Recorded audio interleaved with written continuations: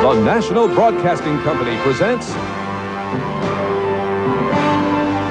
the National Football League.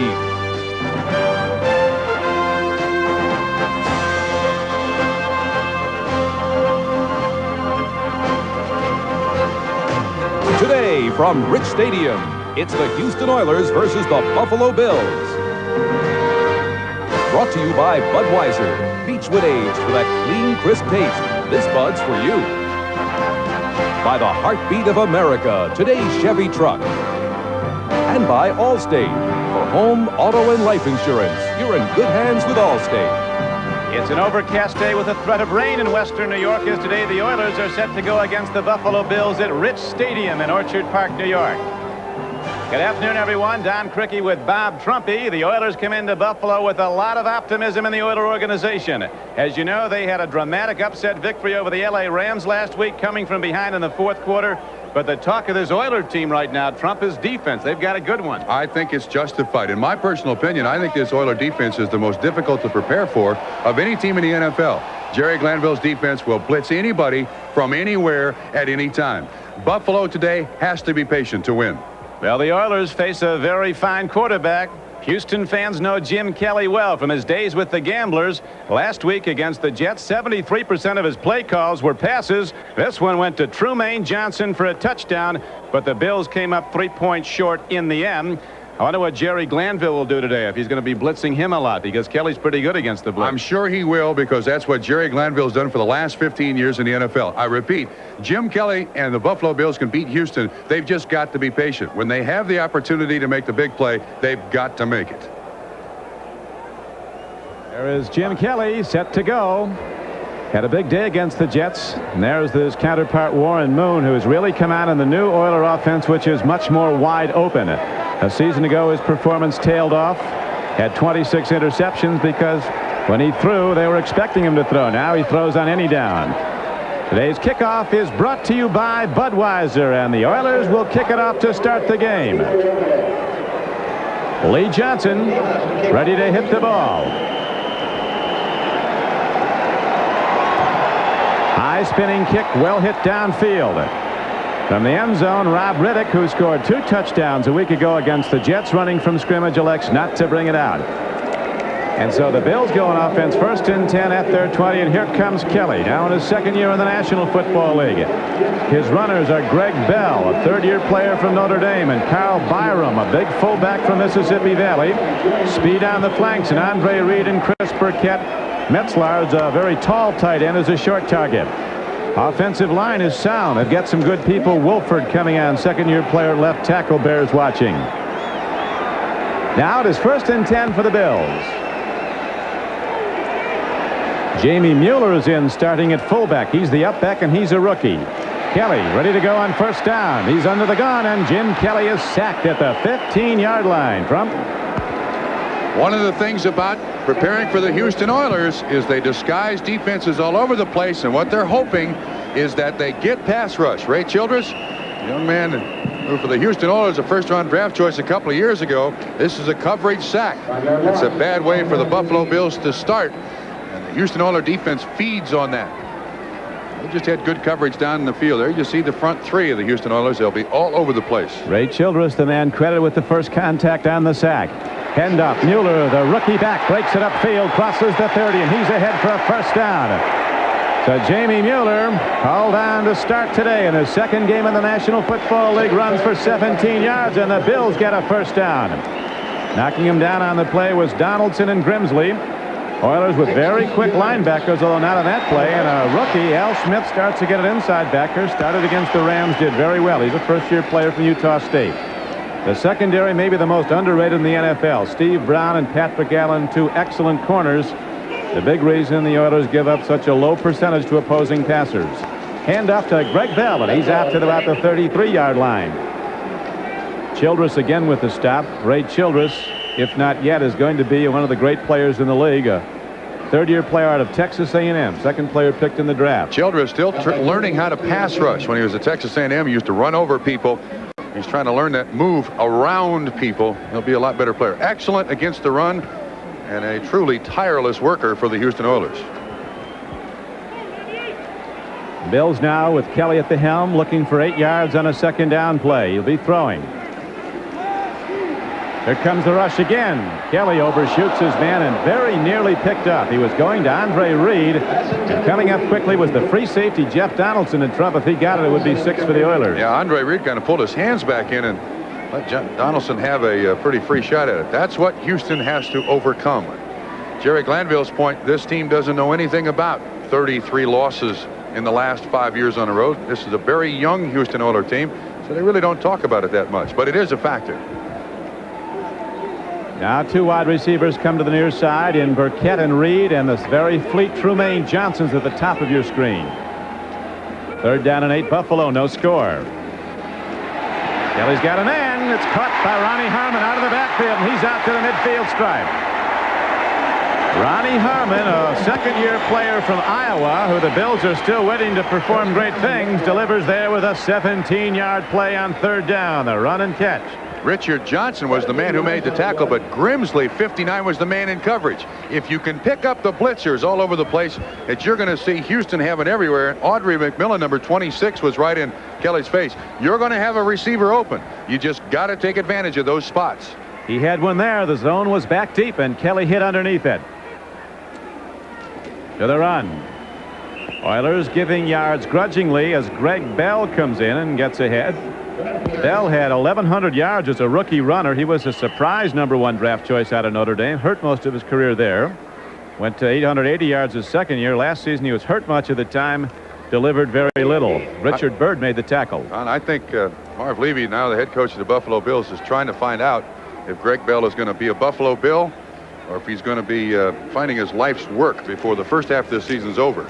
That time he's a Buffalo Bill as Greg Bell weaves his way inside the Oiler defense and down to the Oiler 36-yard line. Jeff Donaldson, the free safety, stopped the play, but it was an 11-yard gain, and Greg Bell is slow getting up, but apparently he's all right. He had a foot problem in college, a fractured foot, which recurred a couple of times, the broken bone. This is a good power sweep run by Buffalo. Good block by Metzlar's 88 on Grimsley 59. Bell comes right in behind it. Oh, it looks like he turned his ankle out there on that tackle. That 11-yard pickup. Buffalo's getting in big chunks. That was for 11. 3 big gainers in this drive. This is the opening drive. There's no score.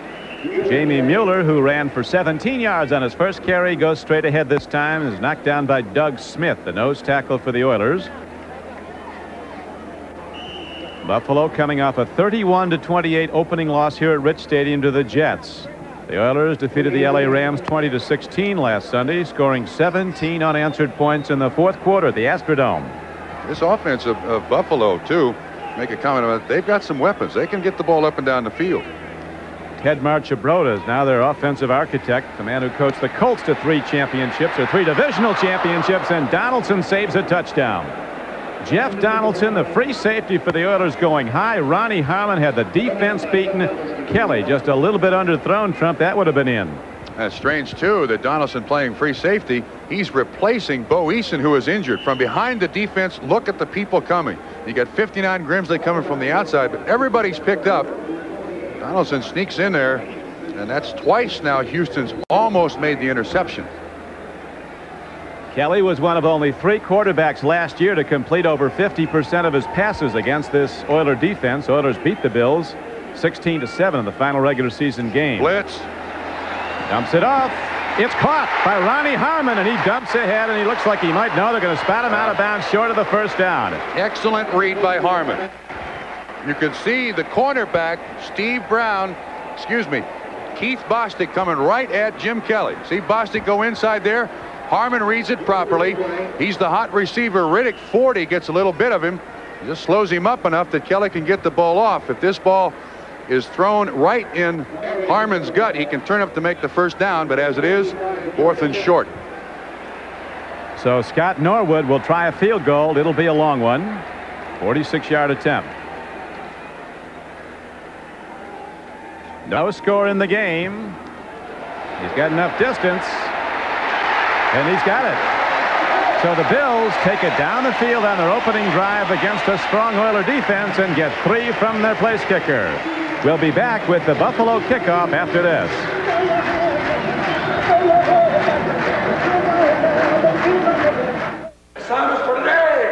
many before, you came here asking for just one thing. Sadowski. Shibowski. A chance. Pronounced Shibowski.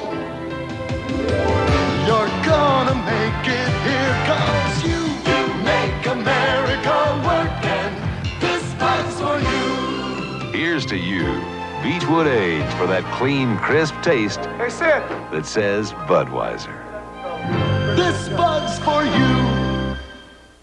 Yeah, I know I need life insurance, but I hate spending money on something I hope I'll never use and won't be around to enjoy if it ever is used. Leave it to the good hands, people. Allstate has life insurance that pays you for living. Allstate Universal Life. It protects your family if you die, and it can provide competitive earnings for your retirement. So, my family's set if I'm gone, and I'm in the money if I stick around. I think I'll stick around. You're in good hands with Allstate. A member of the Sears Financial Network. Listen to the heartbeat. It's the first all-new full-size pickup introduced in this decade. The advanced new Chevy with more cab room than Ford, plus a brand new extended cab. Rough, tough, working stuff. Feel the heartbeat of America. Chevrolet. That's today's Chevy truck. Take the test drive of the decade in the new full-size Chevy. The heartbeat of America. Chevrolet. That's today's Chevy truck. Scott Norwood of the Buffalo Bills putting his foot into the ball. It's officially a 45-yard attempt, and it's officially a 45-yard field goal as he puts up the first points of this game. Buffalo with 10 plays on its opening drive, getting down for the field goal to give them a 3-0 lead. Now the Oilers will get the ball for the first time as Norwood is ready to kick it off. Oilers, after a bad start last year, that's Alan Pinkett, the return man, have won 4 of their last 6 regular season games. They closed strong last year. And, of course, won the opener against the Rams. Here's a high-spinning kickoff that Pinkett, second-year player from Notre Dame, will take back from the 3. He's a weaver and a dancer, and Alan Pinkett tight ropes the sideline and gets all the way out to the 32-yard line, where they spot him out of bounds. Steve Tasker, a special teams player, got him at a well-done return by Pinkett. Here Trump's Warren Moon has been throwing the ball all over the field. Rozier has started to come on. Had his best game as an NFL player last week with 93 yards running against the Rams. Wallace, the fullback. Givens and Hill are just sensational wideouts. They're small, but they're tremendous players. Both over 1,000 yards catching last year. Williams, the left tackle, has a load against him. Bruce Smith, number 78 at the top of your screen. Some say he's as good as any defensive lineman in the NFL. Fumble. Bills or was he down? No. Bills think he's down. They're ruling it's down indeed. Tom Dooley, the referee. Remember, in the NFL now, the ground can't cause a fumble. And, of course, with the instant replay, generally these things are looked at a second time. But once that next play starts, there'll be no chance for anybody to look at it. Interesting start by Houston, just a dive straight up the middle. We mentioned the wide open offense that Houston has displayed over the last 7 or 8 games going back to last year. Right now we'll see them go to something wide open on second down and about 7. Warren Moon looking deep, firing on the run. Oh, very nearly picked off by 2 Bills. He was looking at Drew Hill. 3 really had a play on it. It just goes as a loud out. Incomplete. It's 3rd down and 7 for the Oilers. Had it touched 6 Buffalo Bill hands. Mark Kelso, the free safety, and Nate Odoms, the cornerback, were right back there in coverage. McNanny, the defensive end at the left side, got 2 sacks last week against the Jets because Bruce Smith, the right end, was double-teamed all the time and triple-teamed some of the time.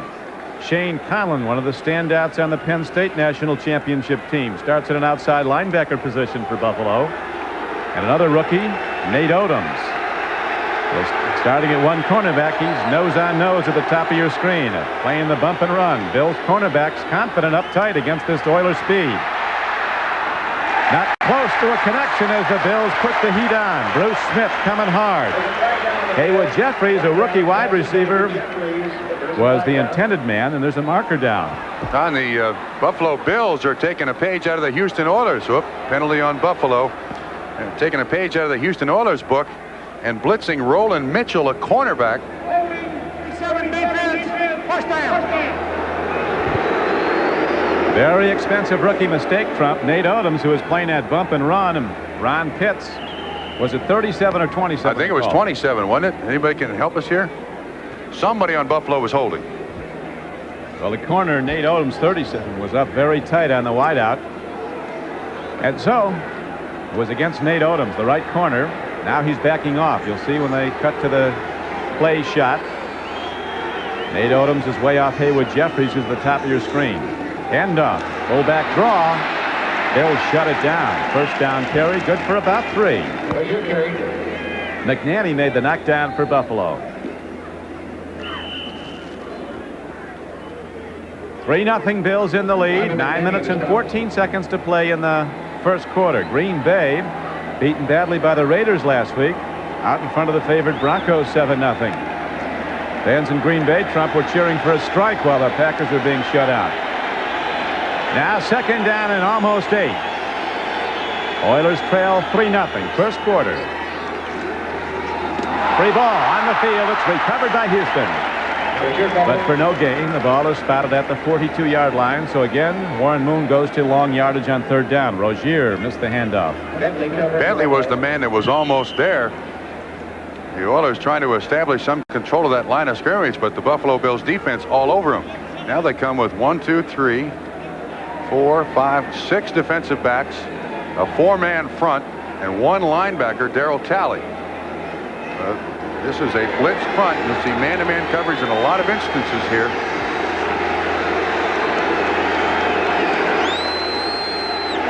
Moon on a drop back. Here comes Smith, and he gets him. Bruce Smith, a dominating defensive end, crashing through a double-team block. Big-time player. #1 player drafted in the entire NFL when he came out of Virginia Tech. Last year he led the AFC in sacks with 15 and didn't make the Pro Bowl. And apparently sitting and watching the Pro Bowl has really been the fuel for this season. Bruce Smith has lost about 10 or 15 pounds and is really committed to playing football, and that sack showed it. Big rush. Oilers pick up the block. Short punt. It'll come back at Houston.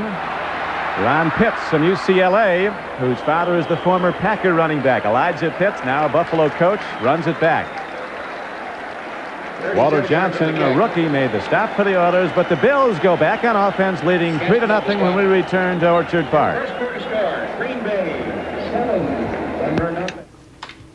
I got it. Great ideas don't always arrive between 9 and 5, so IBM is introducing... The boss will love this. ...the smallest, lowest-price Personal System 2. Distribution, of course. Why didn't you think of that? With the power and advanced graphics to help you take care of business... That was inspired. ...anytime. Aha! Right. I'll sleep on it. The newest member of the IBM Personal System 2 family at your IBM authorized dealer. Today's small cars are tougher than ever on oil. Their high-compression engines not only rev high, they can run hotter than regular small car engines. Their searing heat can begin to break down an oil immediately. That's why there's Castrol, the only leading motor oil that in every grade provides maximum protection against viscosity and thermal breakdown. So use Castrol before your engine does something to get you heated up. Castrol, engineered for today's smaller cars. What's the longest lasting battery you can buy? I'm gonna surprise ya! New Energizer! Sound surpriser! New Energizer! It's up to test! New Energizer was best! Lasted longer than all the rest! Too right! New Energizer! New Energizer! It'll surprise ya! It'll surprise ya! Laboratory tests prove in most devices, Energizer lasts longer than any other battery. New Energizer. Aye. An American tradition continues when the Tigers face the Blue Jays or the Cardinals meet the Cubs. The memories are waiting next Saturday. Watch the left side of the screen, number 69, Doug Williams. All you see is his right leg, but Bruce Smith gives him the outside move, cuts inside. Rozier tries to help, and the first sack of the day for the Buffalo Bills. That's the pressure point on the Houston offense. Kelly has completed 2 of 4 for 22 yards to the run on first down behind the blocking of Wolford and Richer on the left side. Greg Bell gets the ball out close to the 40. That's a man right there. He can power rush. He's big enough to power rush at 280, and he's also quick enough at 280 to get around an offensive tackle. So you really have to help your offensive tackle. The game turned on what the Bills thought was a sack of Ken O'Brien of the Jets last week. The official called an incomplete forward pass. Movement in the line as Kelly takes it himself on what might be a broken play and gets out of bounds. I think that's on Houston. Going to cheat that line of scrimmage. Get as much pass rush as they possibly can. Create some confusion. Kelly says, yeah, against them. Ray Childress, I think, is the culprit. There he is. Jumps off just a little bit. I think, Trump, as this game wears on, we're going to see Kelly go more and more to number 33, Ronnie Harmon, the running back from Iowa, who the 49ers thought so highly of. They tried to trade way up in the first round to get him. He had a very unproductive first year with the Bills. But today we've seen him make one big play and very nearly a touchdown if Kelly had the ball a little higher. He's been beating the pass coverage coming out of the backfield. Don, it's very sound when you face a blitzing team. On every single pass play, you have what's called a hot receiver. He has no blitz pickup responsibility other than to turn his head around and be a quick receiver for the quarterback. Harmon is a good candidate for that spot. 2nd down and 1. Running back is Harmon. Breaks into the secondary for the moment. Crosses midfield. He has the first down for the Bills. Tackled by rookie linebacker Al Smith of Houston. 7-yard gain. So far, the offensive line of Hull at center, Vogler and Richer at guards, and Wolford and Devlin at tackles, opening some nice holes. Ronnie Harmon cuts back inside. Nice little move here as he gets by Smith, the rookie number 54.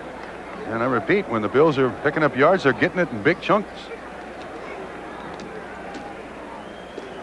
Harmon on a slant run on first down. Doesn't get much. Al Smith filling the gap, made the tackle.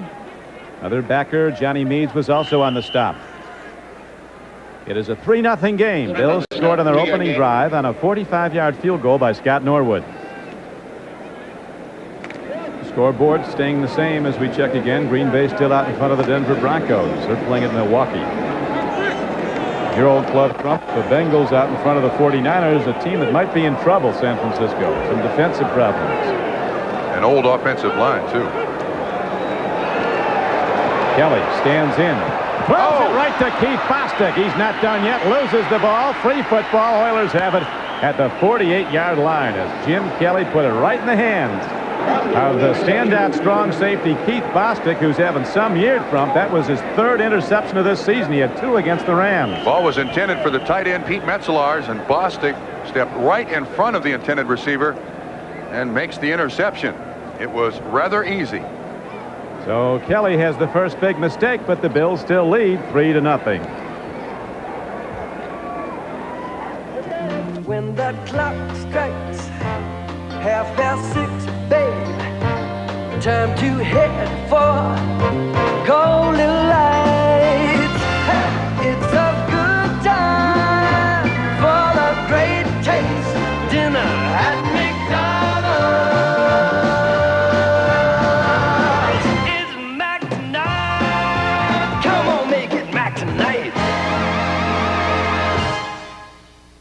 The advanced new Chevy half-ton is all new. Ford isn't, and the advantages stack up. Chevy gives you new 2-tier loading. Ford doesn't. More 2-sided galvanized steel, a bigger, heavier frame, and on top of it all, more standard power with Vortec V6. Want a load of new features? Test drive the first all-new full-size pickup introduced in this decade. The heartbeat of America. The advanced new full-size Chevy. That's today's Chevy truck. No better value? Right. You get the newest 386 technology in our Tandy 4000 at an incredible price.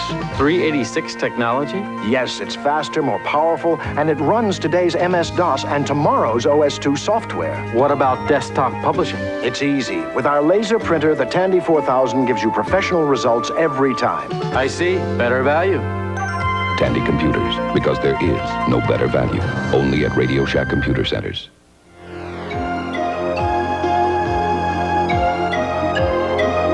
An unprecedented week-long journey through China begins Friday on NBC News.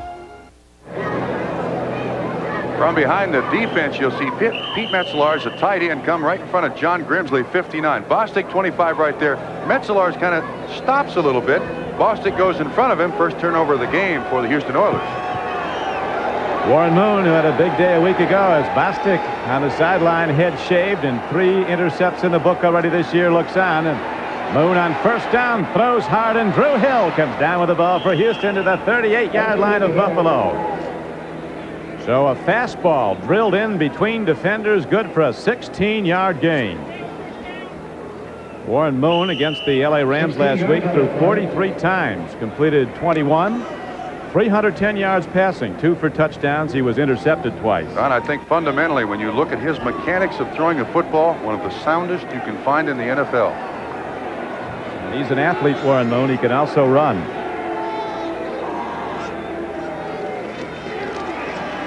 Dump off, goes to Rozier, and he is quickly knocked down. Shane Conlon, the first-year linebacker from Penn State, who grew up very near to Rich Stadium, about 50 miles south of here, makes a big play on defense. It'll be second down and about 14. That didn't fool anybody. They tried a little swing pass, and Conlon keeps his helmet right in the middle of Mike Rozier and is able to make a good saving stop for a loss of about 4 yards. He has the ability to stop drives, as you know, Trump, with his defense. He's a very good pass defender. Was an all-state basketball player. Very quick on his feet, 235 pounds. Now this is where you got to watch Bruce Smith. Up the middle goes Rozier, taking on tacklers. He's to the 36-yard line of the Bills. So on a second down and long play, Rozier gets ahead for about 6 or 7 yards. McNanny knocked down this former Heisman Trophy winner. This one will be coming right at you. The Oilers run a draw trap here. And you can see McNanny, 95, fights off that trap and is there to make the tackle on Rozier, with Leon Seals, 96, helping out, and a host of others. Darryl Talley, 56. 3rd and 9. Now the Oilers go to their red gun offense. 1 running back, no tight end, 4 wide receivers. 3rd and a long 7. They try to get the run, and the Bills are waiting. Big play by the nose tackle, Fred Smerlas, 76. You see what they were trying to do there? They ran right at Bruce Smith. Great pass rusher up the field, and they ran a trap that time. Seals and also Smerlas there to make the tackle. What they're hoping is that Bruce Smith gets way up the field. They can trap inside of him. But the nose tackle, Smerlas and Leon Seals, had none of that. So now, Trump, Tony Zendejas is on the field. Had an excellent season a year ago. Hit on 22 of 27 field goal attempts. Lee Johnson holds. He's got enough into it. And he drills it through. Tony Zendejas hits a super field goal attempt, 52 yards in length. And the Oilers have tied the game at 3-all. That is big. Houston locks it up. They'll kick off when we come back. How does the advanced new Chevy half-ton stand up to Ford? Chevy gives you more standard power than Ford, more cab room, more shoulder room, more two-sided galvanized steel, new 2-tier loading, and a bigger, heavier frame. So how does Ford stand up to the first all-new full-size pickup introduced in this decade? Not very well. The heartbeat of America. Test drive it. That's today's Chevy truck. The years have passed, we face the task. Those boys I called my men. I wonder, could the ties we made now join us once again? Let American Airlines Super Savers take you to the special moments in your life. The feelings we all share. We're American Airlines, something special in the air. This evening, Ken Edwards had a vision of the future. Not of time travel or cities in space, but of his family. His daughter practicing law. His wife heading her own business. Himself retired, writing detective stories. This evening, Ken Edwards had a vision of the future and knew what it would take to get him there. Daddy! Plans for investments and protection from the equitable. We have great plans for you. Next Sunday, the NFL plays here when the Patriots battle the Redskins. Before your team takes the field, our team hits the air. NFL Live. Good job by the holder, Lee Johnson. The snap is just a little bit low, but Zendejas hits it like a 3-iron, and that matches his longest field goal ever as a Houston Oiler, 52 yards. He had a 52-yarder in 1985. Boyish looking, Zendejas with a long ball field goal, and now the kickoff downfield by Lee Johnson, drilled into the end zone, and the Bills will not bring it out. Riddick downs the ball. They'll start at their 20. Ted Marchabrota in the booth next to us, the man who, as we mentioned earlier, directed the Baltimore Colts to 3 straight AFC Eastern titles when Burt Jones was his quarterback. He's now the offensive coordinator for the Bills, calling the plays down, but right with him is Ted Towner, who coached Southern California the past 4 years. Now he's the receivers coach at Buffalo. They're looking to put more explosion into their offense, and they have the quarterback who can do it, Jim Kelly. The Oilers, that long field goal coming after an interception of Kelly by Keith Bostic. 2:55 to play, first quarter, as Harmon tries the left side of the Oiler defense and gets just to the 22. Al Smith, a 6th-round draft choice. He's playing big-time football early in his career, starting his 2nd straight game in his rookie season, makes the stop. This game is the property of the National Football League, of the Houston Oilers and the Buffalo Bills, and all rights are reserved. Well, they've shortened that a bunch, haven't they? We got the other one, too. So this telecast is presented by... Oh, yes, I'm familiar with that one. Hand off to Mueller, turns the corner, and he's knocked down at the 23. A fine open field tackle by John Grimsley. Mueller comes from a small college, Benedictine, but had big numbers there, and he was drafted in the 3rd round. Now this is where Buffalo must be very careful. The Houston Oilers will come with 1, 2, 3, 4, 5, 6 defensive backs, and they'll disguise the coverage, and I guarantee a blitz. So everybody's got to be awake here. 3rd and 7. Look at those Oiler linebackers jump up on the outside, ready to shoot gaps if they're there. Somebody left early. And Kelly takes the brunt of a full blitz.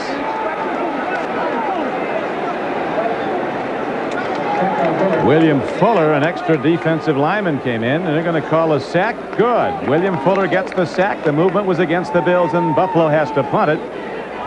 Fuller was untouched. A lot of the Houston Oiler defense is designed to get somebody untouched on the quarterback. He comes from the left-hand side of the screen, and this time it works. John Kidd punting from inside his 5. Hits an end-over-end punt. It'll come back at Buffalo. Up with the ball and running it back is Curtis Duncan, a rookie. He's waffled at the 45-yard line. But again, Houston will start with very good field position. Remember, their last drive started after the interception of Jim Kelly. It resulted in the long field goal that tied the game. There is a penalty marker down. It's against Buffalo. I'm sure Houston will take the field position.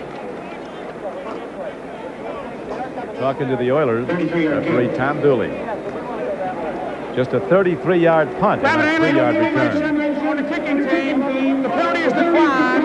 It's first down. Generally, that means there weren't enough guys on the line of scrimmage, Don. Marv Levy, the Bills coach, is a special team specialist. He began in the NFL his career with George Allen and the Washington Redskins. They won a lot of games on special teams play. And that's one area he wants to shore up on this Bill team.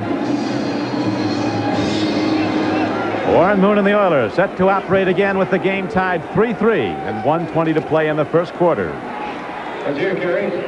Mike Rozier, slant run, good for a couple 3 yards. Tackle on the play by Shane Conlon again. And it almost appears to me that Houston is somewhat afraid to go back 5 or 7 steps and let Warren Moon stand there with Bruce Smith breathing down his throat.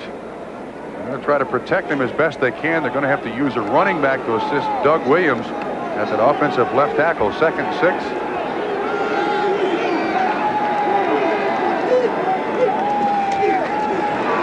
Drew Hill, wide open, makes the reception at the 29-yard line. He burst in a blaze of speed off the right flank, took the cornerback Derek Burrows deep, and then turned in, and Moon was right there on a timing pattern.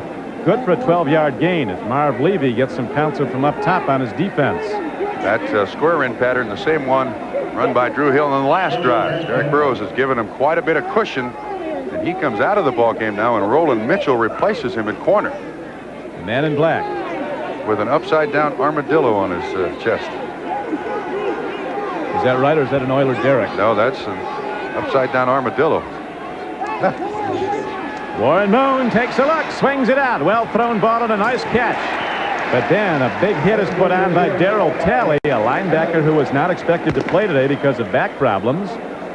Fifth-year player from West Virginia, number 56, and that'll conclude the first quarter of play. So the Oilers are driving, and the game is tied 3-3 when we come back to Rich Stadium. It's not too late to do something about the Vietnam War. See Platoon and understand. See Platoon on video soon. You know what this party needs? Spuds McKenzie. There's a super party animal. Come on, baby, do it now, Spuds McKenzie. His name is Spuds McKenzie. Ooh, party, party. With a party ship in sight. Ooh, a cold Bud Light. Yeah. Puts him in a party frenzy. Spuds McKenzie parties right with only Bud Light. He knows everything else is just the light. So go, Spuds, go. Spuds gives motion to the ocean. This water damage is going to run $750. What would have stopped it? Thompson's Water Seal protects wood, brick, and concrete with its special waterproofing formula. Thompson's Water Seal, a great defense against repair expense. Don Cricket with Bob Trumpy back at Rich Stadium. We got a good one going here, 3-3. So far, the Oilers have made the big special teams plays, though.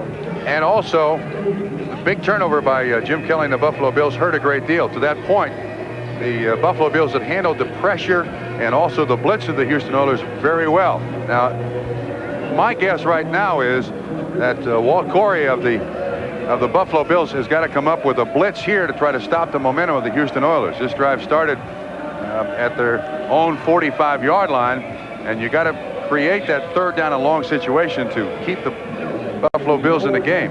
Numbers about even. The only difference at one interception by Keith Bostic.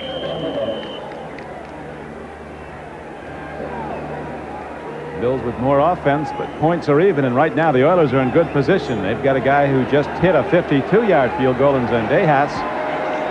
Ready to come in again if the drive stalls. Right now it's 2nd down and 8 for Houston at the Buffalo 27. Markers down. But look at the running back take off, and that's Ray Wallace down to the 9-yard line, fumbles the ball, and the Oilers have it at the 8. They might go. It's very obvious to me. I think that flag is going to be on Smerlis, the nose tackle. You see Jerry Van Clanville saying, decline the penalty, decline the penalty. But what they're doing is running at Bruce Smith. We got defense, offsides, the penalty is declined. First down, number 76. Bruce Smith comes with that wide rush so often, Trump, as you know, and they've been going inside him. At least they did on that play. That's right. And the other thing is that fumble goes back to the spot where it was fumbled, because you can't advance a fumble in the NFL anymore unless the same guy who recovers it fumbled it. That they're trying to run at Bruce Smith because I don't think they can run away from it. He'll catch him from behind. That play was good for an 18-yard gain. Back to the run, back up the gut, and right at the Bills. Down to the 4-yard line goes Mike Rozier. Played 28 NFL games, and his best was last week when he ran for 93 yards versus the Rams. They say he has a new attitude right now, Trump, looking to run over people. I guess he always played that way. But in his first 2 seasons, he was not a Heisman Trophy winner, at least in the pros. He wouldn't be the first former Heisman Trophy winner to be average in the NFL, but I think Mike Rozier's attitude has changed for the positive. A lot more committed to winning for the Houston Oilers. For a while, he wasn't too committed to showing up on time, though. He missed some practices. And well, you would have to bring that up. Almost overslept a night game. Handoff, not in, but close. Some power punchers up front blocking for the Oilers. Munchak and Kent Hill, the guards, 2 very good ones. Steinkuhler, right tackle. The best lineman in college football coming out of Nebraska. He's slowed by knee problems. Still a good player. Doug Williams, the left tackle that we've talked about, 69 to your left there. He's the man entrusted with, if he can, keeping out Bruce Smith, although he's had double team help on every block. He's replacing Bruce Matthews, a holdout for Houston. So far, Doug Williams not doing too bad a job. Oilers also without their #1 player, Alonzo Highsmith, who's yet to sign.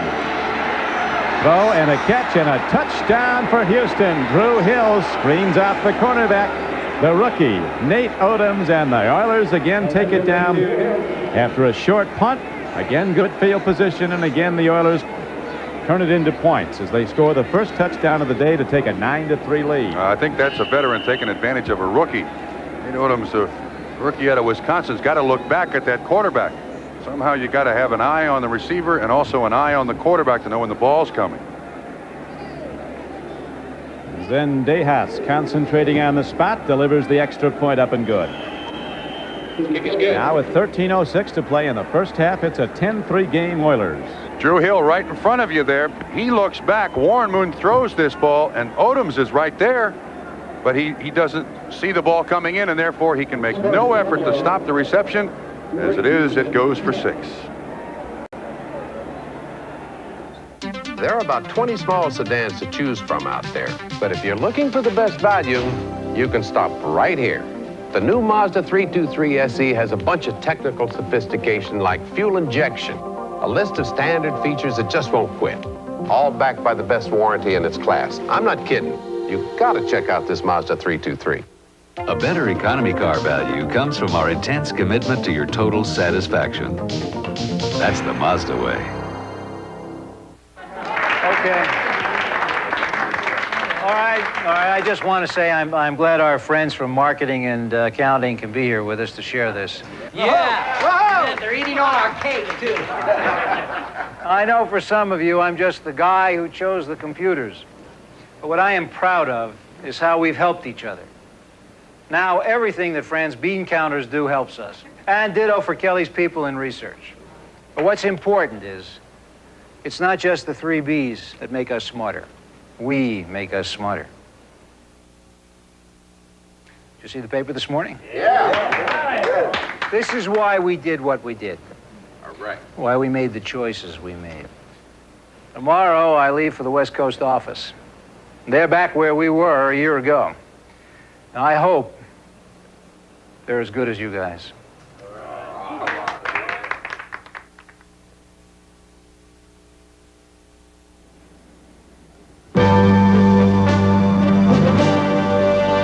Today's game is brought to you by Mazda, bringing performance and value together. That's the Mazda way. By the Stanley Works. Stanley helps you do things right. And by Tandy Computers, because there is no better value, only at Radio Shack.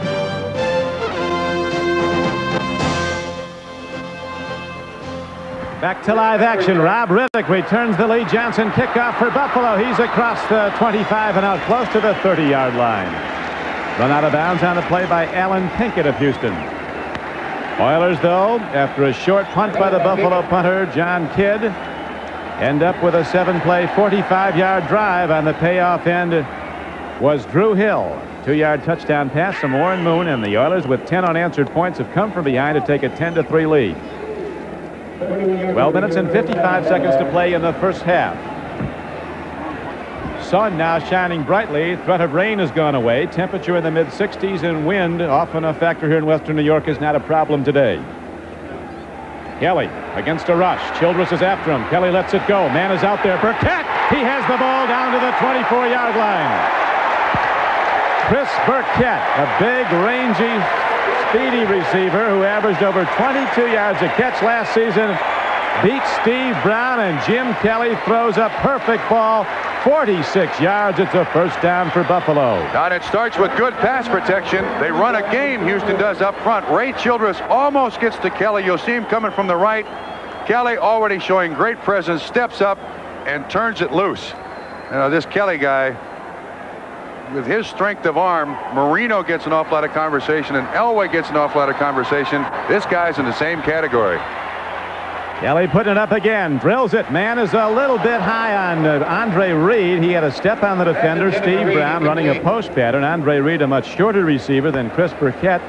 But it looks, Trump, like Kelly and particularly the Bills coaches who send things down want to open it up against the Oilers. Their defense is tough to sustain a drive against. You're absolutely correct. And as we documented it to start the ball game, when you have those opportunities, you have to make good on those opportunities. When you get the pass protection, the receiver's got to run the right route, and Kelly's got to throw the ball on the money.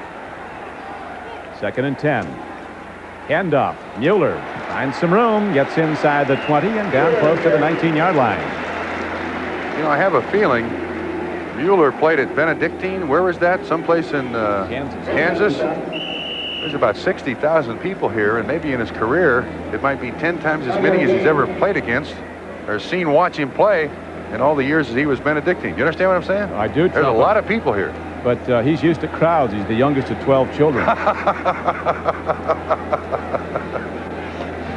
You know, he's got a good reach. Dinner table you're talking about. Yeah. Well. 3rd down. A long 5 coming up. Here comes the rush. Kelly jumps it up. Burkett has the ball, and he is down to the 13-yard line. He has a first down for the Bills. Patrick Allen was covering and made the tackle, but Chris Burkett with 2 big catches in this drive.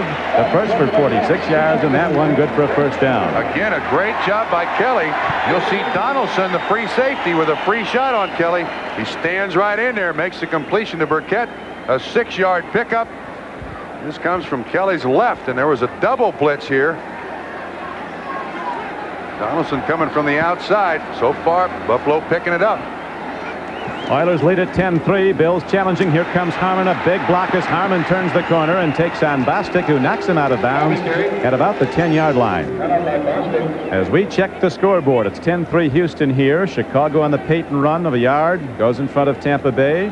Brent Fullwood, a rookie, ran in for the Packer touchdown. Cincinnati leading San Francisco. And the Dolphins, Marino threw 1 touchdown pass up 10-0 in Indianapolis. New Orleans, a team to be reckoned with. A winner on opening day over the tough Cleveland Browns, leading the Eagles in the second quarter 10-0. Maybe the best defense in the NFC. You believe that? Including the Giants. Say. Extraordinary. High marks. Here is Harmon running the ball, weaving inside. Good defensive play by the Houston backers, who were not overrun. Again, number 54, Al Smith, came over to make the play. Harmon seemed to slip a little bit. It's rained for about the last 36 hours here in Buffalo. And even though the turf is good, it can still be very slippery. Harmon couldn't quite plant that foot to get upfield. Now a crucial down here. Very big down. 3rd down and about 6 for the Bills. Ball positioned in close to the Oiler goal line. Kelly Blitz against again. the big rush is hit by Donaldson, and Kelly goes down at the 22-yard line. Jeff Donaldson, the free safety in his 4th year from Colorado, comes in, and Kelly has now been sacked by the Oilers 3 times. You talked, Bob Trumpy, at the outset of this game about their gambling, blitzing defense. It comes from everywhere, and it has come successfully from everywhere. On all 3 sacks now have been on guys unblocked. Donaldson will come from the right. There's pressure everywhere. Decent coverage down the field. And Kelly just doesn't have time to get it off. That's what Jerry Glanville wants his defense to do. So the Bills are taken out of a touchdown challenge, and now Scott Norwood, who hit from 45 yards out in his first try, will try one from about 38. He's got the distance, and he spins it through. So the place kickers have been perfect. Norwood is 2 for 2, and the Bills cut the Oilers' lead to 10-6. Warren Moon and the Houston offense gets the ball when we come back to Buffalo. Yeah. Harry, Kalamazoo Tuesday, I can do that. Memphis Wednesday, I can do that. New York Thursday, I can do that. How am I going to do that? No matter where you do business, Northwest can fly you there. High-performance luxury sedans traditionally ask you to pay a pretty dear price. Well, that's not the Mazda way. Mazda's all-new 929 has world-class luxury appointments. It's amazingly quiet, solid riding, and actually outperforms those guys. Now there's less standing between you and a car this good. About $8,000 less. A better luxury car value like this comes from our intense commitment to your total satisfaction. That's the Mazda way. If you just ask for a light beer, give me a light. you never know what you'll get. Bud Light. Nice shot. Heads up! So if you want the less filling light beer with the fresh name and taste, ask for Bud Light. Because everything else is just a light. Your face takes enough abuse, so you need the Gillette Good News Plus disposable. Its Lubra-Smooth strip is designed to reduce irritation, so shaving feels so good. Good News Plus. An American tradition continues when the Tigers face the Blue Jays or the Cardinals meet the Cubs. The memories are waiting next Saturday. It is now a 10-6 game. The Houston Oilers leading the Bills. Bills just hitting on a field goal by Scott Norwood. A reminder to our viewers that we will be selecting the Budweiser Most Valuable Player for today's game at the conclusion of the game. Oilers have the only touchdown today. That was a short pass from Warren Moon to Drew Hill from 2 yards out. And it gave the Oilers a 10-3 lead. Norwood hits a spinning kickoff downfield, and Alan Pinkett, 5 feet 8, 185 pounds, runs it back for Houston, turns the corner. Pinkett, the all-time leading rusher for Notre Dame, runs it back very well again, out close to the 30-yard line. Ron Pitts, who grew up in Orchard Park and played here in high school and collegiately at UCLA, made the stop. Just 2 weeks to go in the regular baseball season, and pennant fever is heating up. The showdown in the American League East continues when Detroit slugs it out for first place with the Toronto Blue Jays. Others will see the Cardinals try to go hang on to first place in the National League East as they take on the Cubs. It all begins with Major League Baseball, an inside look at 2 o'clock Eastern Time next Saturday here on NBC Sports. Right now, the sun is shining again in Buffalo, and the Houston Oilers are ready to go on offense with Warren Moon at the controls. So far, Trump, he hasn't spread the ball around as much as he usually does. You're absolutely right. The only wide receiver to catch a pass, Drew Hill, 3 for 30 and a touchdown. Buffalo doing a good job with coverage, and of course, I think that's also a fair amount of respect to one Bruce Smith, not throwing the ball particularly deep. Houston had a lot of offense in its come-from-behind win over the Rams last Sunday. Oilers had 400 total yards. The Rams, one of the best teams in the NFL, had just 244. Oilers out first down the Rams 22-13. That is a big league arm, but it's a little bit to the wrong side of Ernest Givens at the 39-yard line. Same pattern. He's completed it twice to Drew Hill. He tries Givens. It's just a little square in pattern, a 5-step drop timing pass. 9:16 to go in the first half. 10-6 game, the Oilers with the ball and the lead. Matched today are 2 of the 3 quarterbacks that in pro football history have passed for over 5,000 yards in a season. Warren Moon, who you're looking at, threw over for 5,600 one year in Canada. Kelly passed over 5,000 in the USFL. Mike Rozier runs the ball on second down and 10 and doesn't get much, and here's a marker down. The 3rd quarterback to pass for over 5,000, the only one to do it in the NFL. The best in the game, Dan Marino of the Dolphins, who threw for a touchdown today as Miami leads 10-0 at Indianapolis. Flag will be against Houston.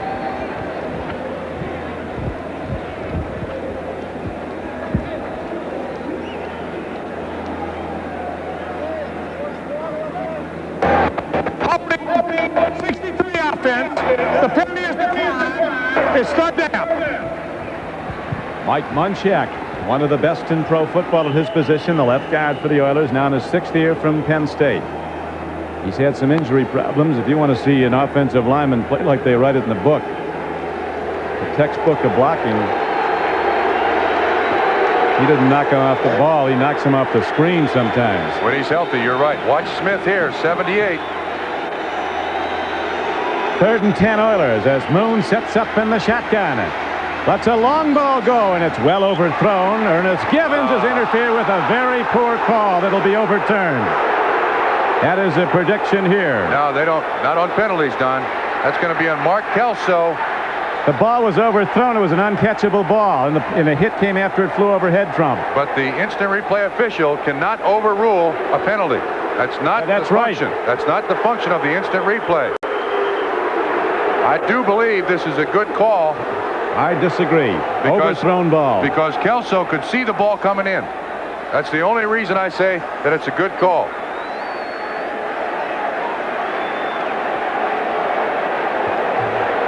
Personal foul is the signal.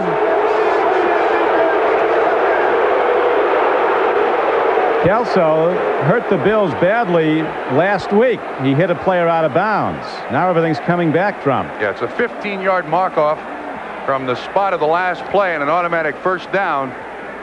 But the instant replay official will not overrule any penalty. And I think if we run that replay again, you can see Kelso seeing that ball come in. And I think that's why the official threw the flag. Well, it was without question an uncatchable ball. No question about that. Uncatchable. And that definitely would be the ruling, that he hit him after the play was really completed. Ernest gives him one back.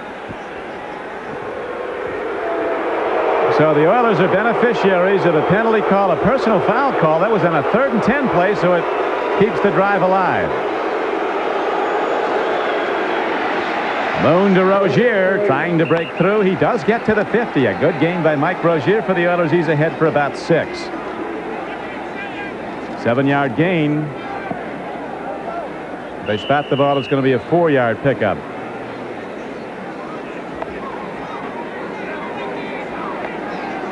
Game clock running with 8:20 to play in the first half.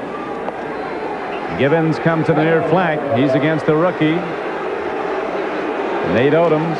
Now the give goes back up the middle, and Mike Rozier takes it inside the Bills' 45-yard line. He's down to the 44. It's a first down for Houston. A check of the scoreboard. Cleveland on a field goal has taken a 3-0 lead on the Steelers. Bears lead cut to 7-3 over Tampa Bay. Miami now holding to a 10-7 lead as the Indianapolis Colts have scored a touchdown. 10-6 is the score here. Houston is the leader, and the Oilers, beneficiaries of the penalty call against Buffalo, kept the drive alive. Rozier with the bad hands on that play, looking to run before he got it. He's not the first to do that. You know that linebacker's out there in your face when you're a back coming out of the backfield. Rozier goes out of the picture to your left. And you know that linebacker's got you in his sights. Shane Conlon, 58, was the closest man. And the best thing to do is catch it quickly. That's when you tend to drop him.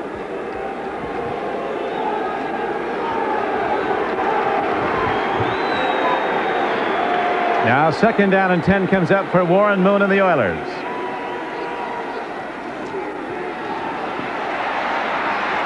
Ray Wallace broke a big one earlier, remember, that got them down close before they scored their first touchdown. Gets ahead for a 9-yard gain. Now let's go to NFL Live in New York.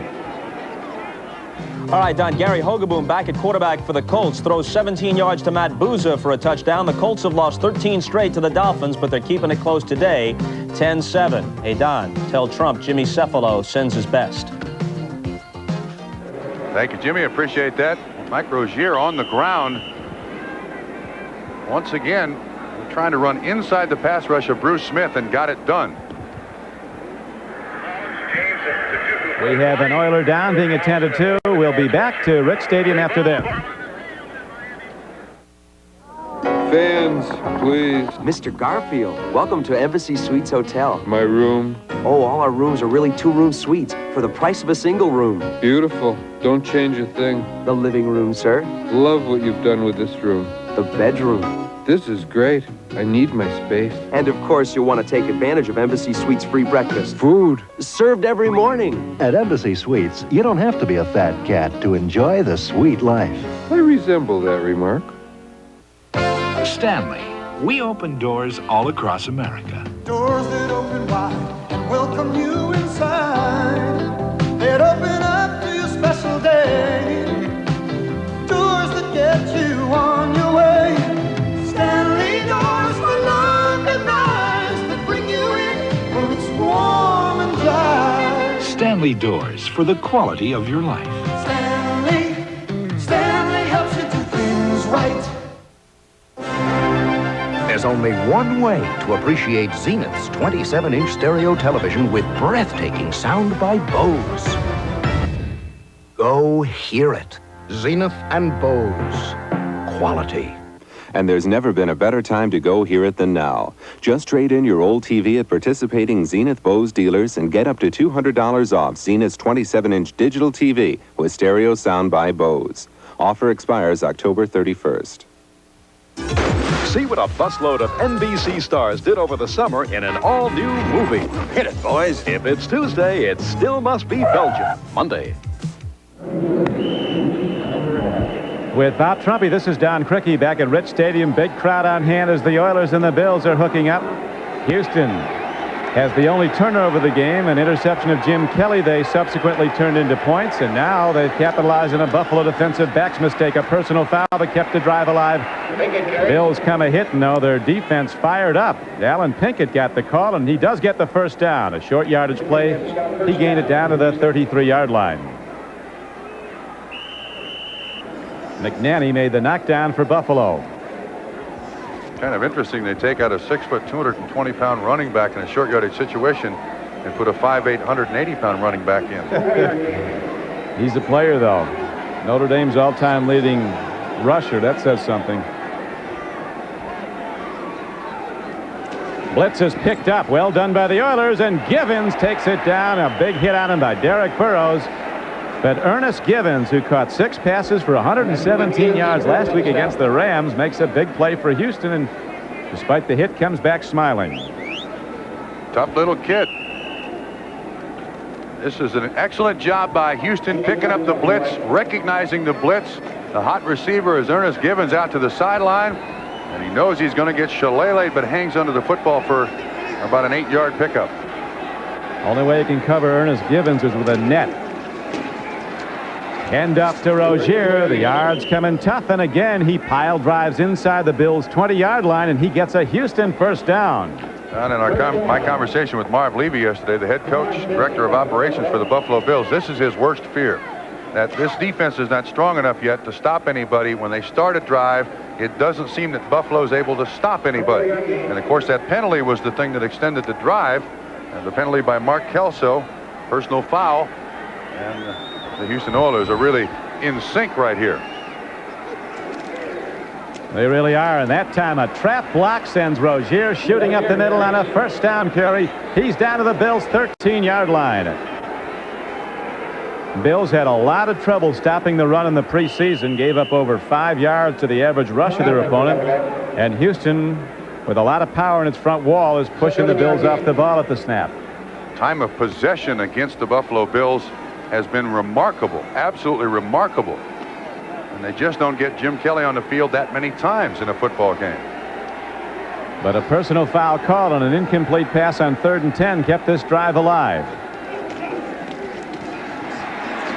Rozier loves to hit, and he does, and he's very close to another Oiler first down. Rozier is down close to the 8-yard line. Ran right over Lawrence Johnson, the strong safety, put his helmet down and ran right over him. That's one of the big changes mentally about Mike Rozier. He ran over Lawrence Johnson 48.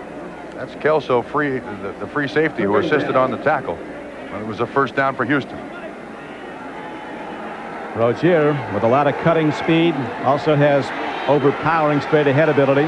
5'10", 205 pounds. Back to the money, and Rozier takes it into the end zone. Nobody laid a glove on him, and Mike Rozier puts the Oilers in front 16-6 in an 8-yard burst up the middle. Same play, same trap block, and Mike Rozier's in the end zone.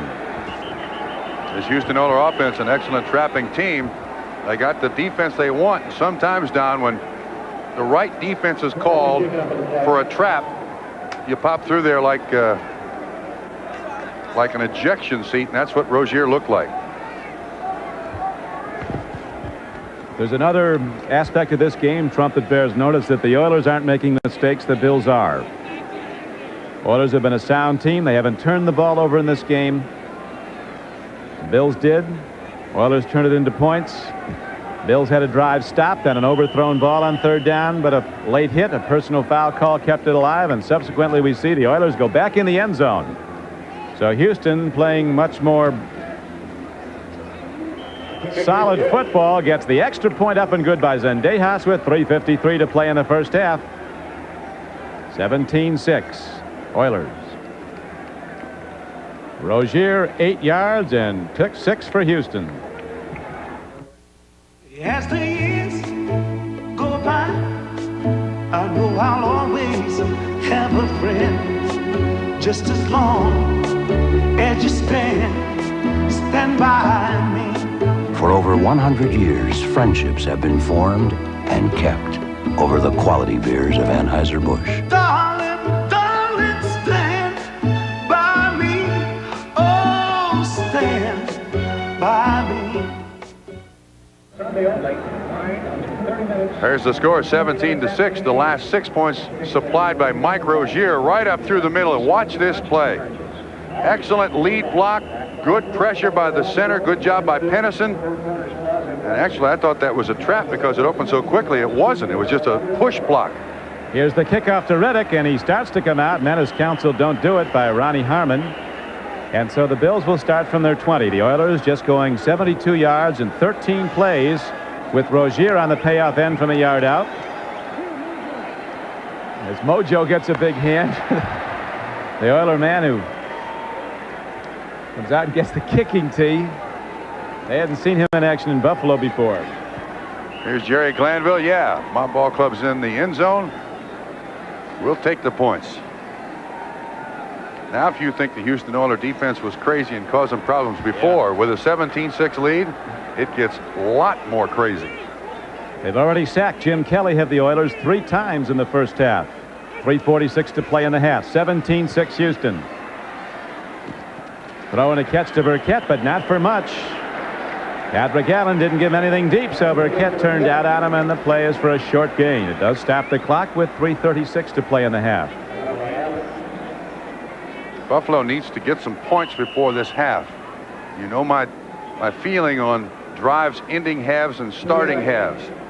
You got to establish you can get something done. You got to throw it deep here. Give it a shot. Try to get Burkett open on the slant again. Kelly threw 42 times last week against the Bills, completed 25 for over 300 yards. And he's going to have to put it up all the time today if they fall any farther behind. A long lead pass for Burkett. Too much on it. Incomplete. It brings up 3rd down and 8 for the Bills. That's a good call. The fans here in Rich Stadium don't like that. I think that's a good call by Buffalo.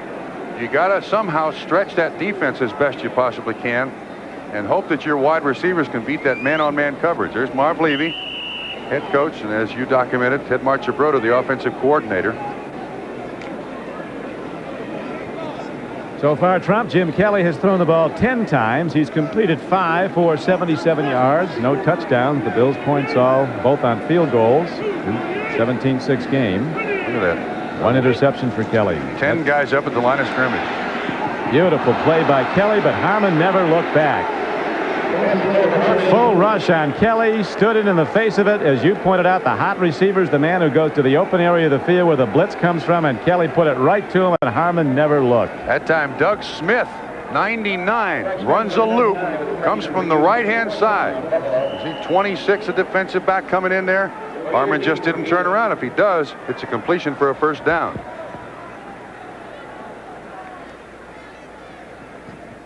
Kidd hits a punt not very deep. Coming up to field the ball.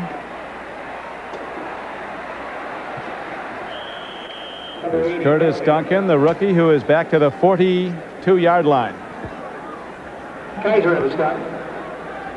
Last week now when the Bills played the Jets got the ball after the Bills tried a 4th down and 3 and didn't make it. Got the ball with about 1 minute and 35 seconds left to go. Got the ball in the end zone. That's just a 36-yard punt and a 1-yard return. Houston again with great field position. Stay tuned for NFL Live at halftime with Frank DeFord's essay and all of the latest scores and highlights. Coming up next, we have 2:50 to play in the first half here at Orchard Park, New York. Oilers in command 17-6, and Warren Moon looking for more. Throwing a catch over the middle down to the 46-yard line of Buffalo. Oh, another beautifully completed play, but there is a marker down. Well, they got that play down, Don.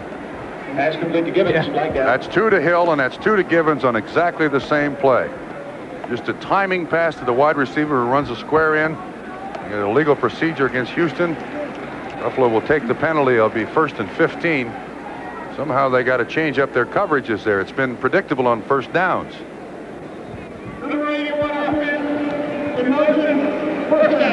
Ernest Givens, the receiver. So he's done wrong today. Yes, he has. He's done a lot right. Wouldn't be surprised if they wouldn't come back with the same play.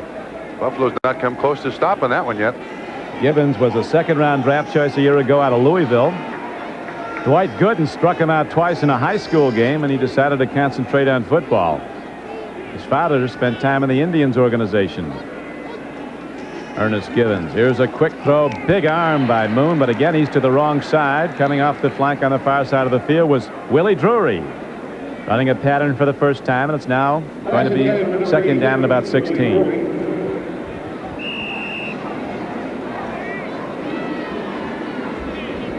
Bills scored first in this game on a 45-yard Scott Norwood field goal.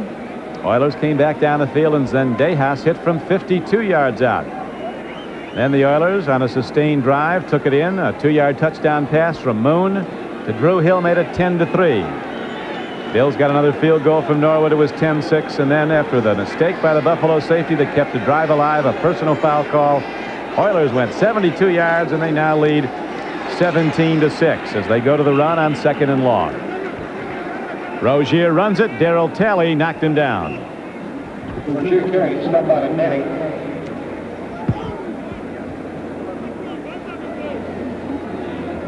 Game clock down to 2:11. Looks like Buffalo Trump called a timeout. Well, they want to try to stop the clock so they can force a punt and have time left to get some points at the end of the first half. Not bad thinking. Let's hope it works that way. So we'll check the scoreboard while there's a timeout on the field with the Oilers in the lead here, 17-6 over the Bills. Cleveland still holding to a 3-0 lead over arch rival Pittsburgh. Miami's extended its lead now to 16-7 after leading 10-7. Atlanta, humiliated last week at Tampa Bay, has come back to tie the Redskins in the second quarter, and the Eagles have come from 10 points down to tie New Orleans.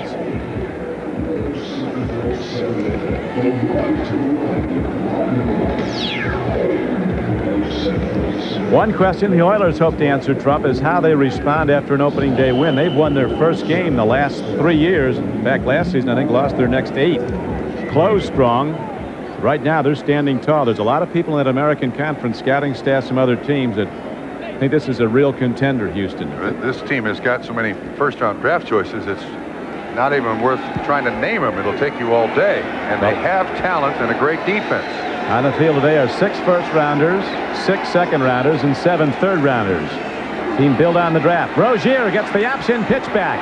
And he's out to the 50-yard line, stays in bounds, and the clock runs. It'll go down to the 2-minute warning. Mark Kelso that time on the tackle on the pitch by Warren Moon, a triple option.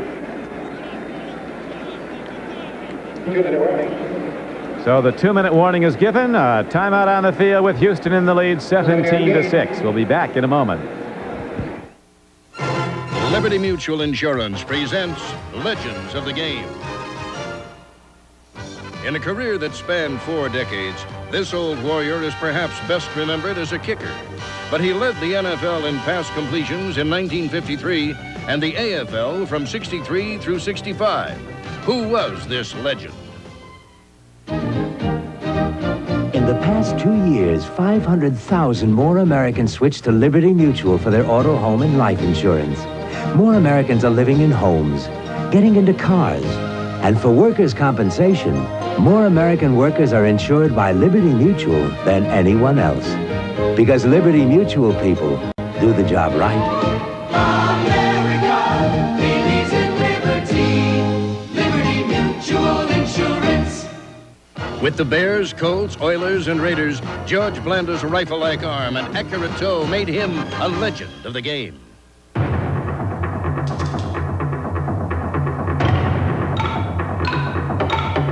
Strenuous testing like this has led Mazda to have so much confidence in their cars and trucks that they've got a new bumper-to-bumper warranty for 36 months or 50,000 miles. I'd say that's doing things the Mazda way. A better warranty like this comes from our intense commitment to your total satisfaction. That's the Mazda way. Oh, it's not just human nature, this need to race the wind. But unfortunately, man cannot fly. Oh, but horses do.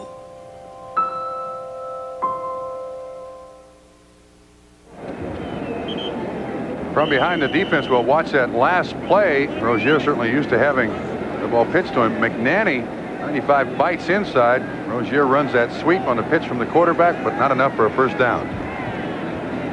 So the drive stalls. That hasn't happened for a while as Rozier gets some rest on the sideline, and on the field to punt is Johnson. Bill setting up an 10-man rush. One man's back.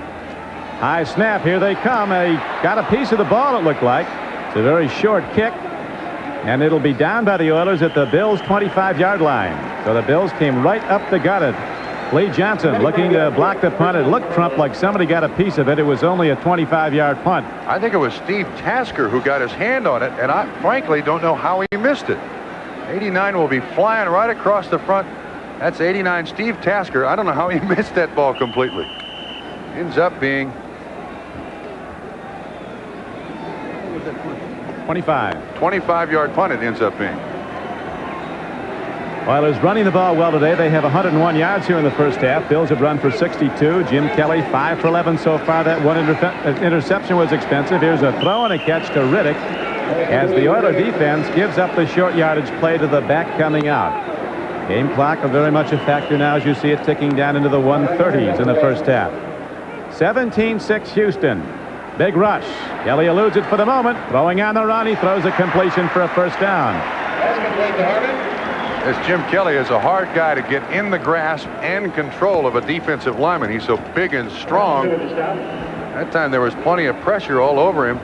William Fuller had him, but he got away. Bills right into formation now. Swing pass goes out. Riddick will take it to the sideline, puts a move on and dances out of bounds at the 40. But the play was only good for a 2-yard gain. It did stop the clock with 70 ticks left in the first half. Let's go back now, Trump, a couple of plays and check out Jim Kelly under the rush. Once again, you'll see the pressure by Fuller, 95, and also Childress is the guy who gets a hold of him. But he is a big, strong kid, that Jim Kelly is. Great legs for a football player, can stand in there, and Childress couldn't get him on the ground. The other thing Jim Kelly has is the heart of a lion. He's not afraid. You can't be in this league. Second down and 8. Kelly fires, strike to Burkett. He's down to the 41-yard line of the Oilers. Now take the tie. Yeah, that's it. Good job. Kelly signals for a timeout on long completions. You want to stop that clock because it'll take your team an awful long time to assemble 19 yards down the field. Set your offense again. Kelly again steps up in the pocket. He looks around the field, see if he can read the coverage. Right on the money.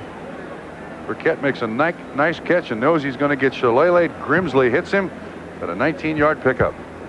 Burkett now has caught 3 passes from Kelly in the first half for almost 60 yards. Stay tuned for NFL Live at halftime. Bob, Ahmad, and Paul and Frank standing by in New York as the second Sunday of play could be the last for a while.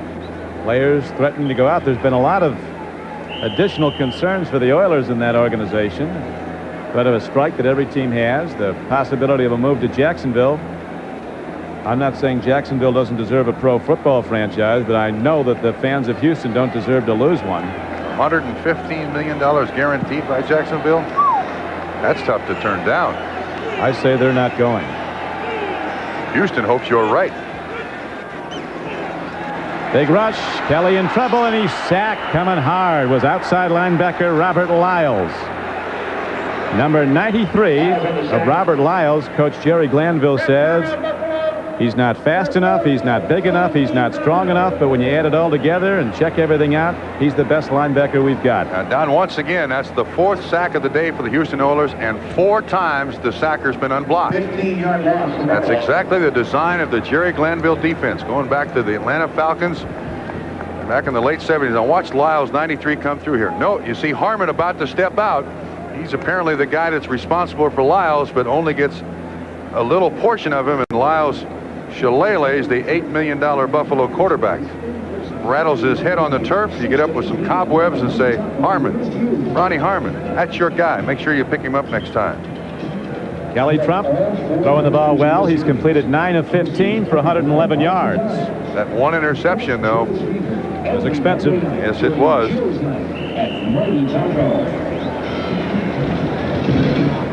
So now with the ball positioned at the Bills' 46-yard line, second down arises in 23.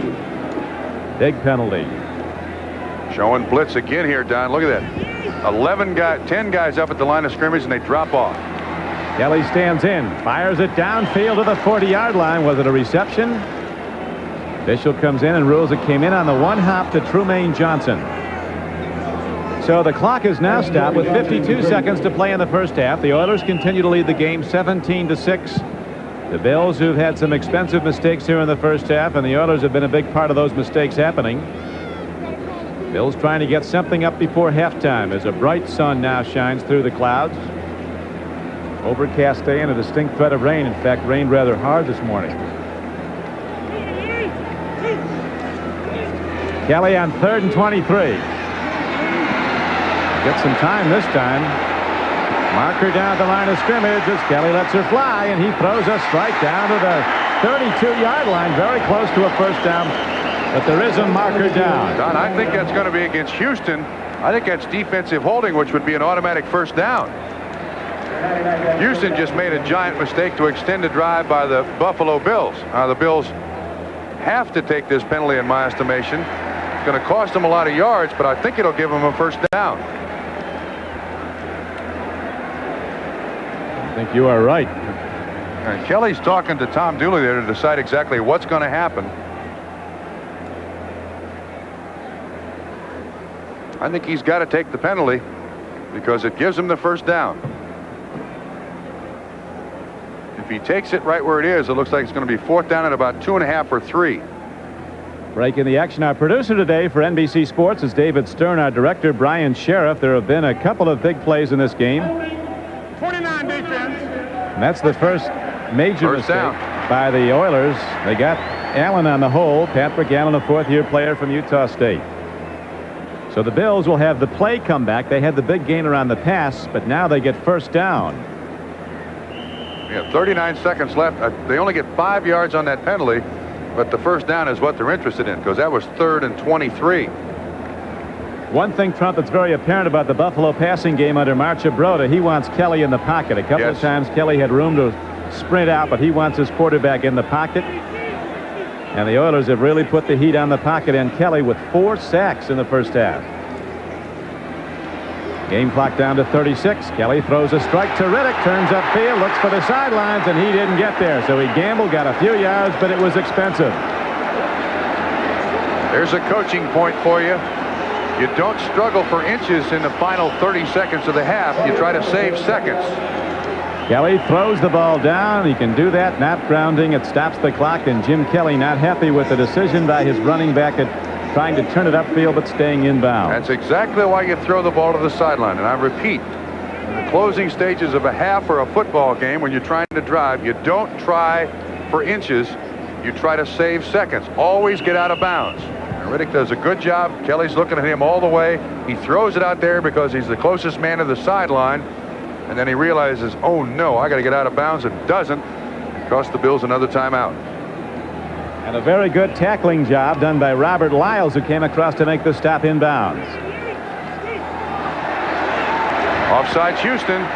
So Burkett comes down with the ball at the 16-yard line with 15 seconds to play. That's a great catch. Bills are out of timeouts, though, and there's a penalty marker down on the field, and there's also the player down. Chris Burkett, who made another big catch, that one for 22 yards. Now the clock is stopped because of the penalty, but this catch they'll take.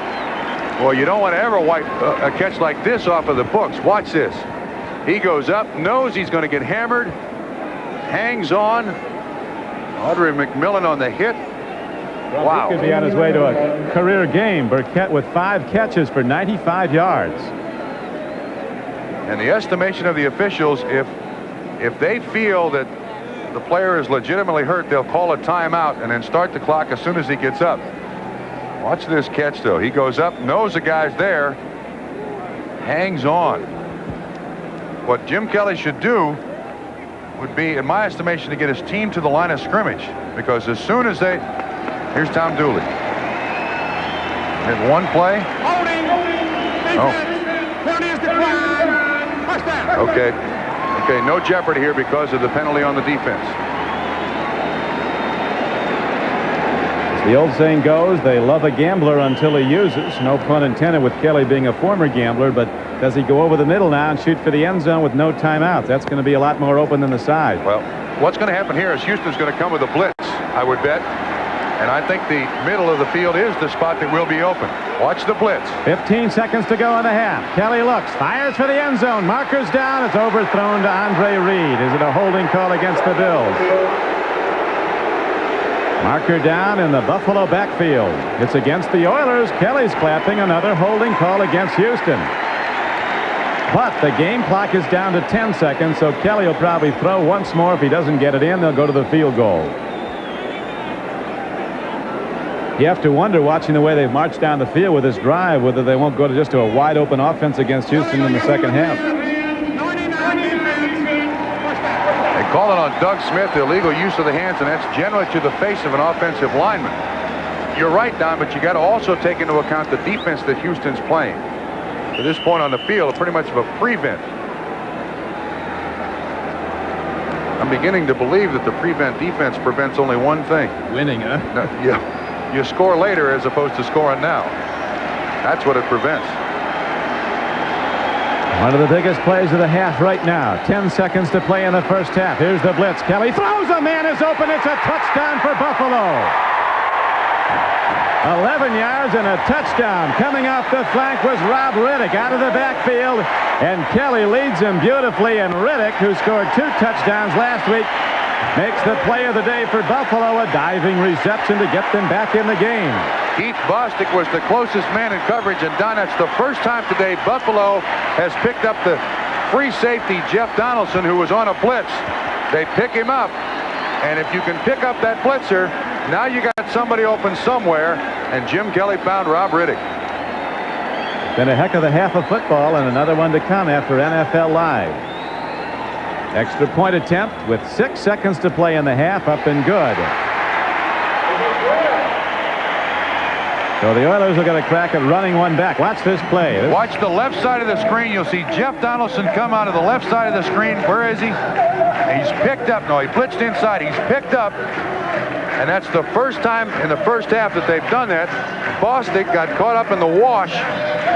Buffalo learned. They figured out a way to get it done. There's Donaldson, 31. He couldn't quite get the Kelly to force the quick throw. Riddick finds the end zone. Buffalo back in the ball game.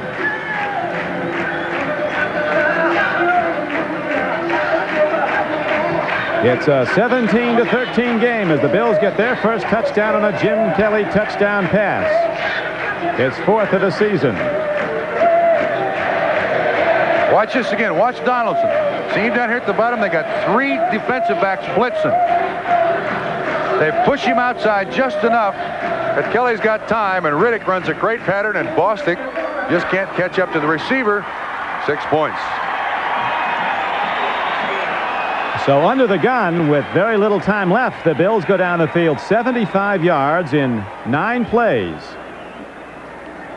A very big play on that drive, you remember, was the 21-yard throw to Chris Burkett, who has caught 5 passes in the first half for almost 100 yards. And then the Bills got their first touchdown on that swing pass from Kelly into the end zone to Rob Riddick. Oilers expecting an onside kick here. They have their hands team up, Don. Good hands people out there. Willie Drury's the one deep man. Number 82.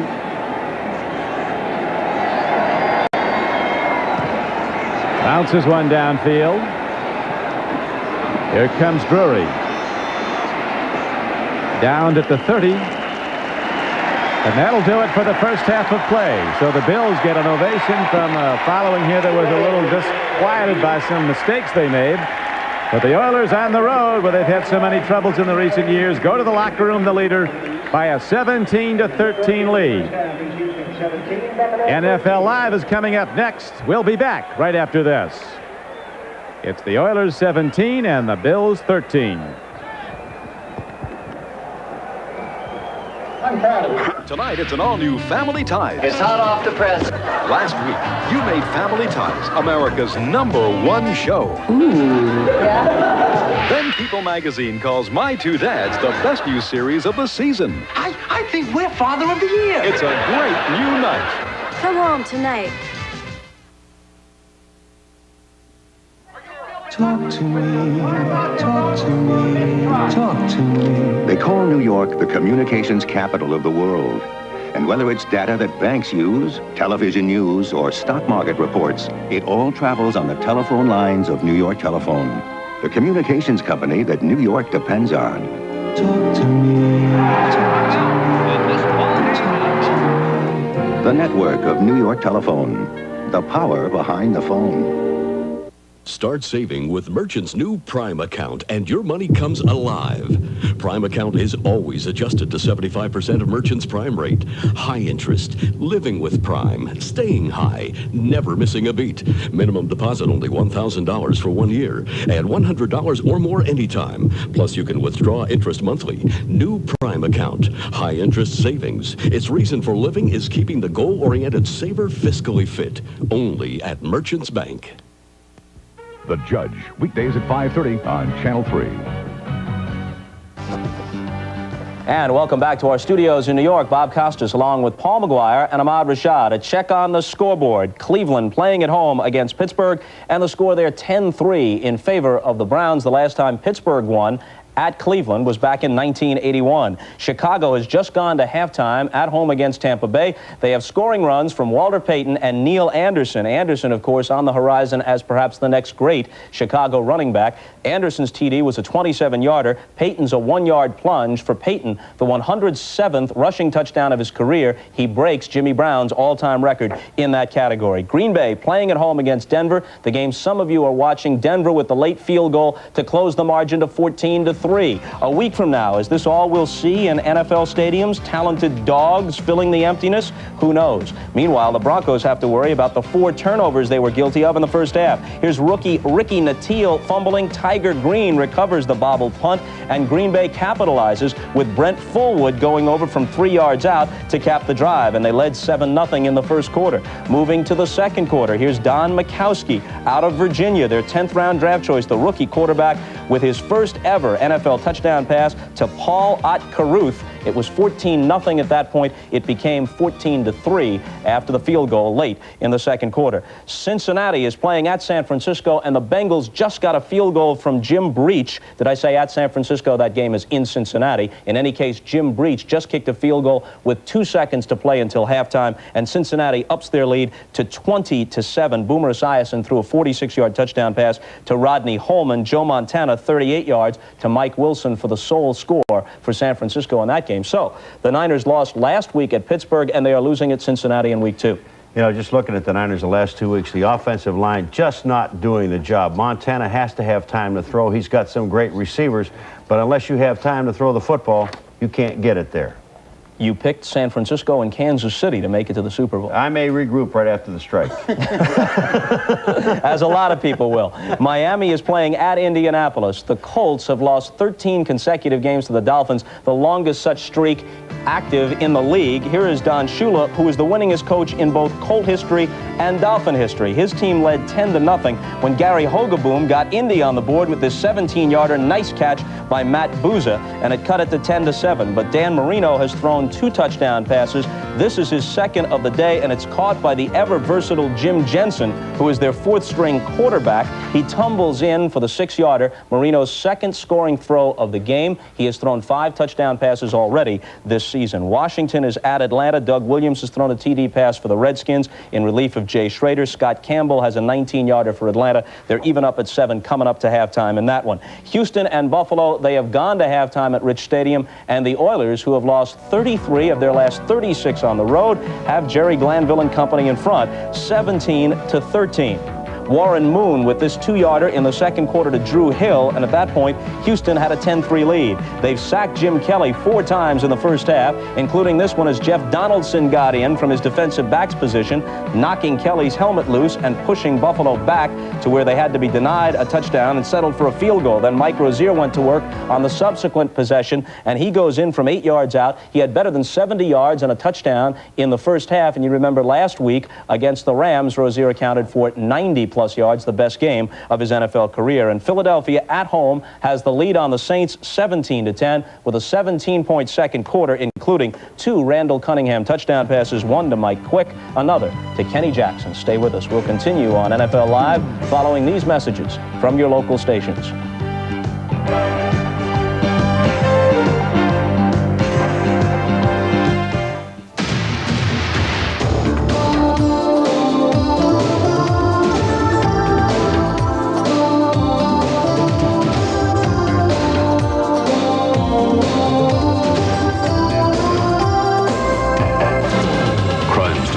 The new season begins Tuesday.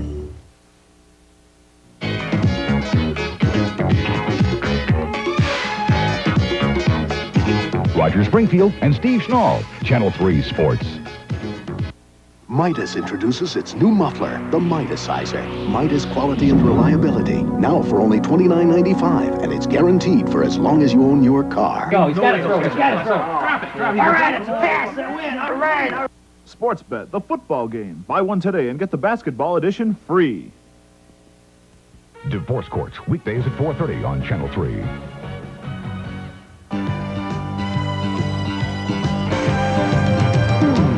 Welcome back to NFL Live. I'm Bob Costas, and as always, at halftime, we're joined by Frank DeFord. And as you might suspect, his subject today, the impending NFL strike. As we all know, there are dozens of issues on the bargaining table. But as we also know, when you boil it all down, there's just one that remains of paramount importance, both practically and emotionally. Frank? Free agency, of course, and every professional American sports league denies unqualified free agency. But the NFL is much more restrictive than either baseball or basketball. An arbitrator will hand down his decision tomorrow, judging whether baseball owners have been in collusion in these matters, and the NBA Players Association is demanding total free agency. By comparison, the NFL is in the 19th century. In any way, it is becoming more and more fashionable for constitutional authorities to maintain that it's downright un-American for any athlete to work where he doesn't want to. But in fact, professional athletes are not unique. In many specialized fields of employment, say the State Department, the choices are slim. And as the federal judge pointed out last year in the USFL suit, it's not the NFL's fault that it's the only football league around. Unlike baseball and unlike basketball, the NFL is not a true free market. All the teams share equally in television revenue. Sellouts are almost guaranteed because few games are played and it's a season ticket sport. Losers are not financially penalized, nor are winners rewarded. In baseball and in basketball, bad franchises suffer in the marketplace, and thus bad owners are driven out of the game. But in the NFL, failure is institutionally protected. And a player unlucky enough to be drafted out of college by someone like Irsay, Bidwell, or Rankin Smith is stuck forever, his whole career, in some pigskin black hole. And that is why, if anything, the NFL should naturally offer more, not less, free agency. Limited free agency is nothing for competent franchises to fear. If after 4 years a football organization or a host community cannot convince a player that it's to his benefit to stay there, then that team really doesn't deserve to keep the young man. Now, some people say that Pete Rozelle should step in and help settle the mess. I say that the commissioner had almost 30 years to straighten out the constitution of the National Football League, to bring an essentially socialistic organization kicking and screaming into the free market. Limited free agency does not threaten the well-being of the league, especially in a sport where so many players are involved. It's nothing like basketball, where losing one star can turn a whole franchise upside down. In football, limited free agency can only threaten those organically incompetent franchises that cannot compete successfully on their own without Big Brother to help them. Well, that's the issue. With me is Stan White, who was on the executive committee of the Players Union in 1982 when the league had its strike. Stan, let's talk a minute about personalities. Gene Upshaw and Jack Donlin were both around in '82, Gene in a subsidiary role at that time. Do you think that Donlin's departure from the negotiations in 1982 brought on the settlement? Oh, I definitely think you do. You need somebody at the table that has a stake. You got to remember, this is Jack Donlin's only job. This is a win or lose situation for him, and he's afraid to lose. There's nobody there that's really going to negotiate, give any give and take, and that's why when Dan Rooney got to the table and had some stake in the action, he wanted to get the thing resolved because the season was at stake. Can't you say that the same thing applies to Gene Upshaw? Well, not really, because Gene has to run the union for 5 years to the next bargaining agreement. He has to run the grievances. He's got 25% new players every year that he's got to re-educate. The owners are the same year in, year out. Is Upshaw at a disadvantage because, in effect, he's a rookie, at least in running the negotiations? Well, you could look at it that way, but really he's been around a long time. He played for 16, 17 years. He was a president. He was a president also. He's in the union as an executive committee member before that. So he's paid his dues. He's been there. He knows where all the dead bodies are. The question of how faithful, how loyal the players will be when it really gets tough, when those contracts, the money doesn't come in. Do you believe that the players will remain faithful? Well, I do believe that. I think that I didn't believe it at first. I thought they were not nearly as intense as they were in 1982. But I think management has backed them up so far in the corner that they're going to fight. They've said to you can't go anywhere. You're not going to get any free agency, despite what the other sports have. Now they're going to got them in a position where they got to fight back, and they're going to stick together. There may be some defections, but when you got 1,500 players, you're going to have a few that are going to go their own way. If they do you think those players will receive the kind of retribution on the field that can be a little painful? Well, you'd like to think they wouldn't, but let's live in the real world. Of course, there's retributions on the football field all the time for past acts against you that may have been years ago. You wait to get a guy back, and I'm sure that that'll happen if some of the players break ranks. Thank you very much, Dan. And stay tuned. Our halftime activities will resume in just a few moments. He was my little brother, and I tried to teach him all I could. But you know, I learned a lot from him. She was my big sister, and no doubt about it, she was tough. But now I know why. It's because she really loved me. He had this big dream to play for the National Football League someday. And I told him, right, Steve, you got 2 chances, little and none. She was always dressing up and playing make-believe. I thought to myself, Olivia become an actress? Well, today, she's a star of Miami Vice. Today, my little brother, Steve, is a star cornerback for the NFL's Houston Oilers. And he's still my little brother. But the love that we have for each other is very important to us. And that same love is what these folks are all about. They're all big brothers and big sisters to these children. And with your support of the United Way, it's made the Big Brothers and Big Sisters program become possible. Whether it's in Houston or in Miami, the United Way is there. Yay! United Way. It brings out the best in all of us. This message furnished by the National Football League.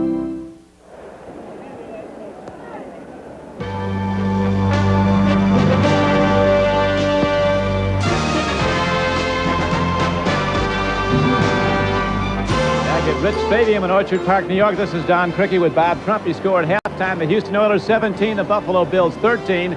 Been a good football game. There's been some mistakes, Trump, but there's been a lot of action. I think we're going to see a lot of balls in the air in the second half. Yeah, you're right.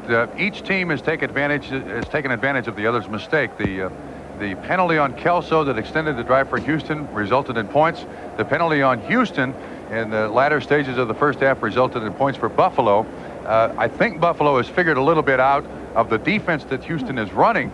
So with that, they can build on something to do for the second half. For the Houston Oilers, they're not really playing their kind of game, but I got to remind everybody that last week against the Los Angeles Rams, they struggled for 3 quarters and got those 3 big turnovers in the 4th quarter and really ran all over Los Angeles.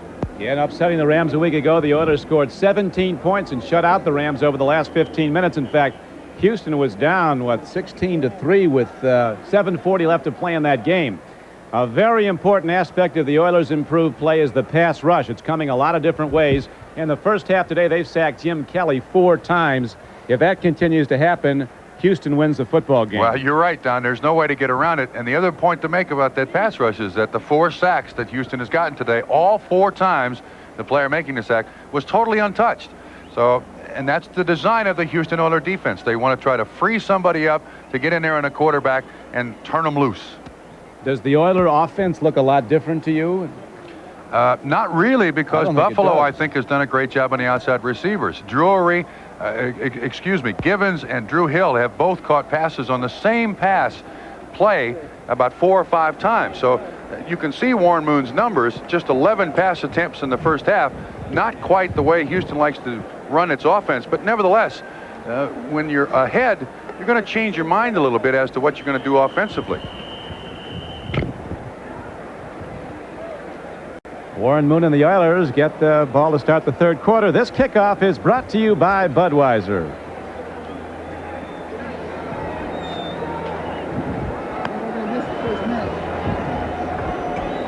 Take it back deep for Houston. Alan Pinkett across the 20 and the 30 and out to the 33-yard line. So the Oilers get relatively good field position to start the third quarter. Mitch Farrat was down to make the play for the Bills. Buffalo with the overall lead in total yards gain. The difference is the 1 turnover by the Bills and the 4 sacks that have been collected by the Houston Oilers. Time of possession pretty even. And actually, the Buffalo Bills defense has done a pretty good job. They have been able to slow Houston down, stop them on 1 drive at the end of the second half, end of the first half, the second quarter. Those numbers are relatively close. Most impressive drive, without question, Trump, had to be that drive by the Bills, 75 yards and just under 2 minutes to score before halftime. Get him back in the game. Here's Rozier running hard on a first down carry. He's out to the 38-yard line. Picking his way inside backer Eugene Marv got him. Excuse me, Rozier in the first half, 70 yards rushing, a 4.3-yard average. That's pretty impressive, and that's a nice weapon for the Houston Oilers to go to consistently. Warren Moon, Trump, had an interesting observation after the win over the Rams. He said, we stayed aggressive against L.A. If something didn't work, we came right back and tried it again. In the past, we wouldn't have done that. Oilers a more confident team, and now they run the ball again. Second down carry, needing a long 3 to get there. Rozier's across the 40. Be third down in less than 2. Shane Conlon was on the stop for the Bills. Number 58, Shane Conlon, the first-round draft choice, 8th player picked in round 1. Front 3, Bruce Smith, Fred Smerlas, and Sean McNanny. Bruce Smith, the right defensive end, double-teamed every play. He has 1 sack today and a lot of pressures. That time they pile drive him. He gets pancaked and taken out, but Conlon fills nicely. And the knockdown is made on 3rd and short, so the Oilers send out their punt team. Good job also by Ray Bentley. Little linebacker number 50 really stuffed the hole. Conlon came from behind to make that tackle. Very interesting here that Buffalo scores in their last possession of the first half. Stop Houston on their first possession of the second half. That's a great psychological lift. Ron Pitts is back now for the Bills. Ball well hit downfield by Lee Johnson. It goes in. What a shot. It'll come out on a touchback. In swift pursuit of the ball, trying to down it, but unable to get to it, was Richard Johnson. 59-yard punt by Lee Johnson.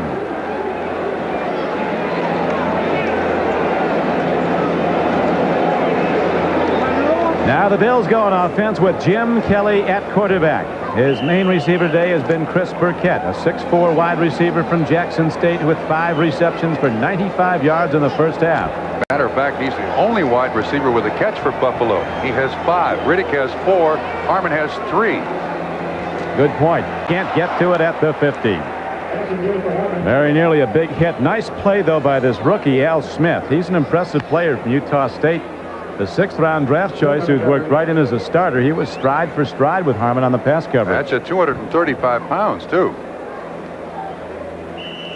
You'll see Houston put cornerbacks in single coverage and linebackers covering running backs 30 and 40 yards down the field. And Jerry Glanville doesn't seem to mind. He hopes the pass rush gets to the quarterback before the guy has a chance to complete it.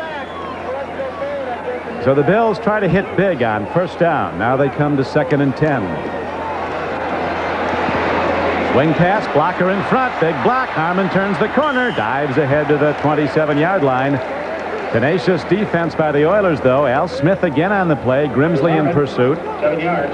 A gain of 7. It could have gone a lot farther than that. Well conceived play, though, by the Bills. Yeah, this is a nice call, too. When you're getting a fair amount of pass rush, a nice little screen out there can slow that pass rush down. You see 99 Doug Smith coming from the nose tackle, and he just kind of trips up Ronnie Harmon, and then Grimsley in to make the tackle. Smith on the play also after he was blocked.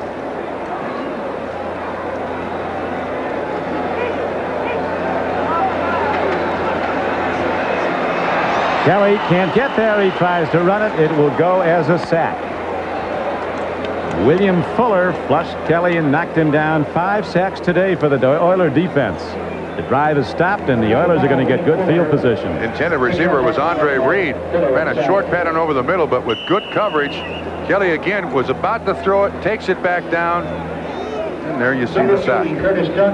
William Fuller. Curtis Duncan, the rookie return man for Houston, standing back at his 43. Pretty well hit ball. Duncan moves over, fields at the 44, and he's down there. Tasker was down on special teams. So the Oilers, holding to a 17-13 lead, get their second possession of the third quarter after a 36-yard punt by John Kidd. 12:29 to play in the third quarter.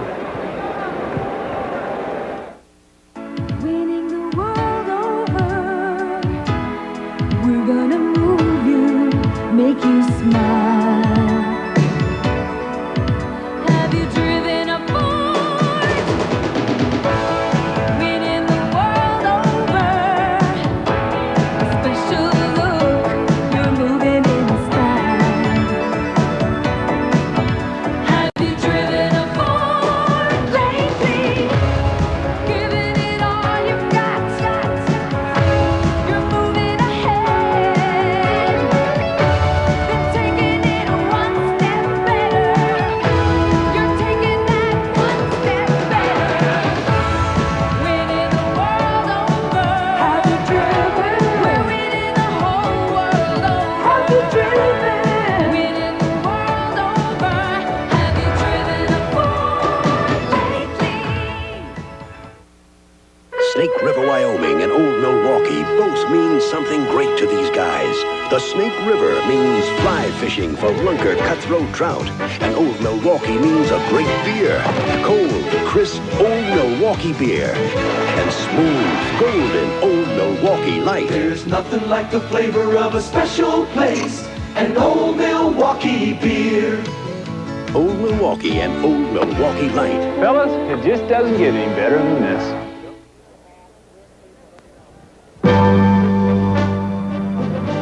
Today's game is brought to you by Ford and your local Ford dealer. Have you driven a Ford lately? By Old Milwaukee and Old Milwaukee Light. It doesn't get any better than this. And by IBM.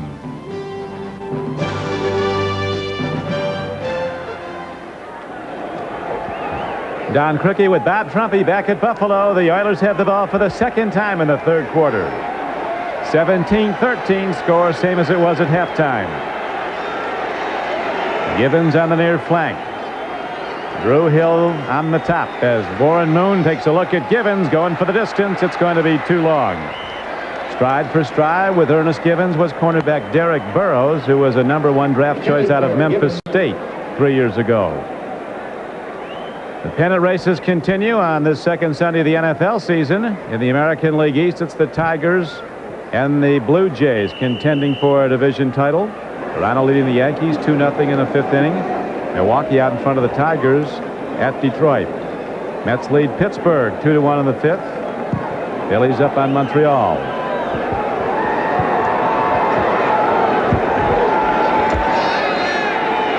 Second and 10 for Warren Moon and the Oilers. Bruce Smith eludes the block and hits 220-pound Ray Wallace head on.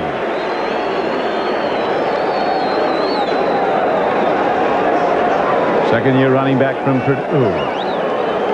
Bears still leading. Now Green Bay's lead cut to 14-10 over the Denver Broncos. The Bengals are rolling against the 49ers, who were beaten on opening day at Pittsburgh. Philadelphia has 17 unanswered points against New Orleans to come from 10-0 behind to a 17-10 lead. 3rd and 10. Throwing a catch and a drop. Good defensive play by Derek Burrows. Coming off the flank was the rookie Curtis Duncan. Derek Burrows stripped him of the ball, and so the Bills will get it back on another John Kidd punt. Another Lee Johnson punt. And you make the point. I think Derek Burrows knocked that ball right out of the receiver's hand. That's an excellent defensive play, and another 3 downs and out now for the Houston Oilers.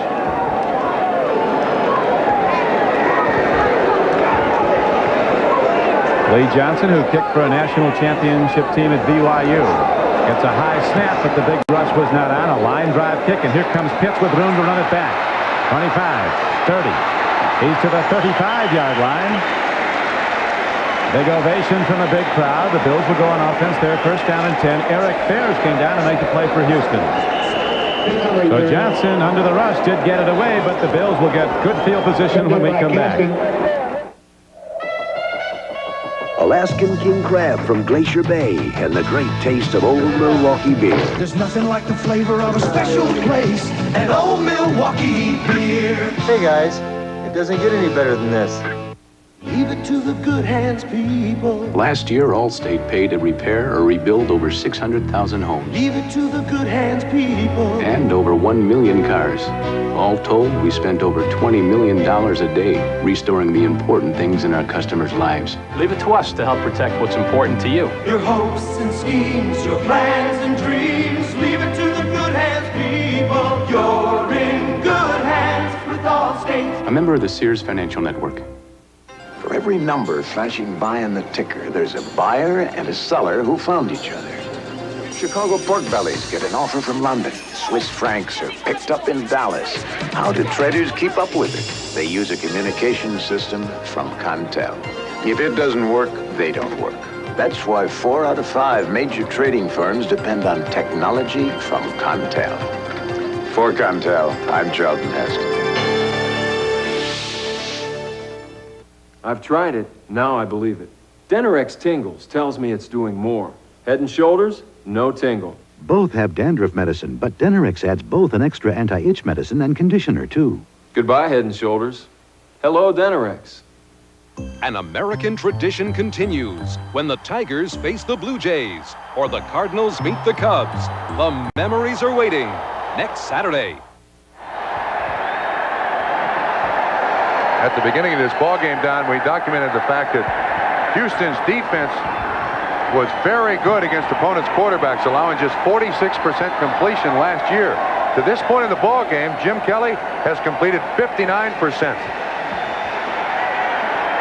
Jim Everett only had 34% a week ago for the Rams. Here's a handoff to Harmon. Blocker in front. Jim Richard cuts down a tackler, and then a punishing hit put on by the Houston defense. Short gain on the play. Now while we have a moment, let's go to NFL Live. Don, at one point in Cleveland, the Browns led the Steelers 10-0. That lead has evaporated. Here's Bernie Kosar to Kevin Mack, hit by Greg Carr. He coughs it up, and the veteran Donnie Shell picks it up and takes off 19 yards for the game-tying touchdown. Back to Don. Thank you, Bob Costas, and we're set to go now. The Bills have the ball. 2nd down and a long 7 coming up. Back to the run, back to Harmon. Turns the corner, moves put on, and he dives to the 40, got about 3. The running yards come so tough against this Houston defense. Since the first quarter, we've not seen Greg Bell, have we? He started the game, seemed to sprain his ankle. He went out. Harmon comes in and has played the entire game. Now, what that does to Buffalo is that Harmon is their 3rd down and long yardage situation guy out of the backfield. I'm wondering if those 7 carries have worn him down a little bit. He's not used to playing this much. Well, they expect him to be a great one. He's had a pretty good day today. His rookie season was a major disappointment here in Buffalo. Now the Bills on 3rd down along 5 go back to Harmon. There's blockers in front. Harmon turns upfield, gets some more. Look at that move as he goes for a 1st down. That's why he was a number 1. That was Ronnie Harmon, an Iowa Hawkeye. That was down by Donaldson. Excuse me, unbelievable play by Patrick Allen. The defensive back of the Houston Oilers, there was an offensive lineman in front of Harmon, and he had him dead in his sights, dove underneath the offensive lineman and is able to trip him up for a 7-yard gain, or he goes for a touchdown. Well, I know this, Trump. Your old friend Bill Walsh, who coached you at Cincinnati, had a Ronnie Harmon as an absolute must for the 49ers. They tried everything to trade up last year in the draft to get him. So the potential is there, and some big plays are there today. High throw to Burkett. That's how you lose receivers, stretching them out like that.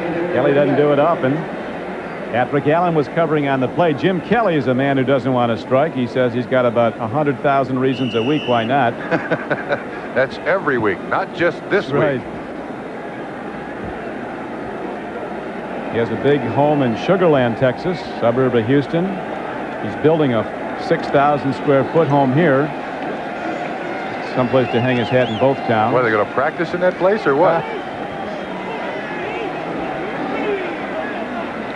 Second and 10, and Jim Kelly with the straight drop. Here comes the rush. It's coming hard. Kelly swings it out. Caught by Andre Reed. They rule him down at about the 48-yard line. Penalty down. Was there a late hit on Jim Kelly? Yes. It'll be tacked onto the reception. One thing about Jim Kelly, you cannot wear this kid out. Tough as a Texas boot.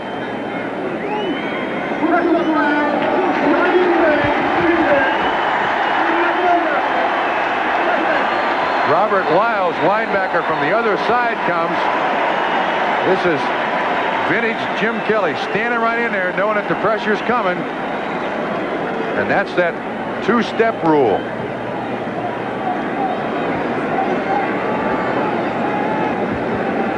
So the Oilers, over-aggressive on defense, now give up some big yards to the Bills, who've advanced the ball with the penalty tacked down to the 33-yard line. Now, we just heard from the Buffalo bench, Greg Bell has a pulled groin. Will not see action the rest of the day. That's why Harmon's in there. It's a tough injury. They can keep that a long time. Oilers lead it 17-13, but no scoring in the third quarter. Bad play. Can Kelly pick it up? He can, but he's in trouble back at the 45. So the Bills go to their bag of tricks, and it all blows up right in Jim Kelly's face. And what really turned the difference there was the penetration by the defensive front of the Oilers, who got to the man who tried to flip it back. Johnny Meads, I believe, is the guy who makes the penetration. Am I right? Is it Johnny Meads, 91? And the running back can't get control of it. The ball's on the ground. And he does the smart thing. Get down. Jim Kelly has one of the strongest arms in the NFL. He's going to need all of it to get a first down. Second and 32. It's a full heave with a drop back at 10 yards. 22-yard loss on an attempted trick play.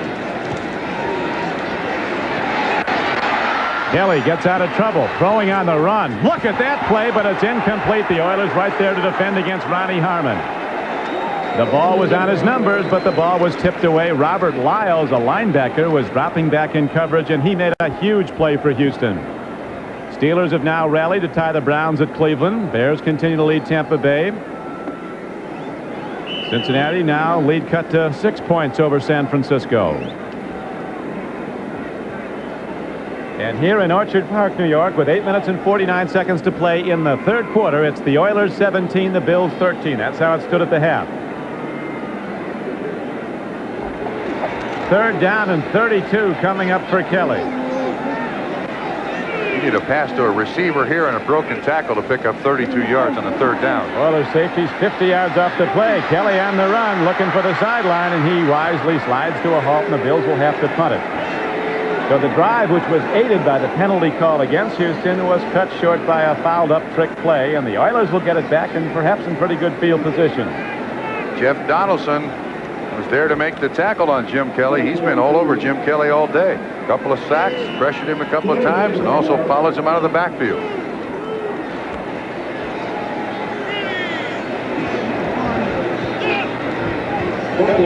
Curtis Duncan is back now for the Oilers. A very high spiral hit upfield. Very well done by the Buffalo punter, John Kidd, and Duncan has the fair catch at his 15-yard line. So Warren Moon and the Oiler offense come back out after a high-scoring first half. There's been no points yet in the second.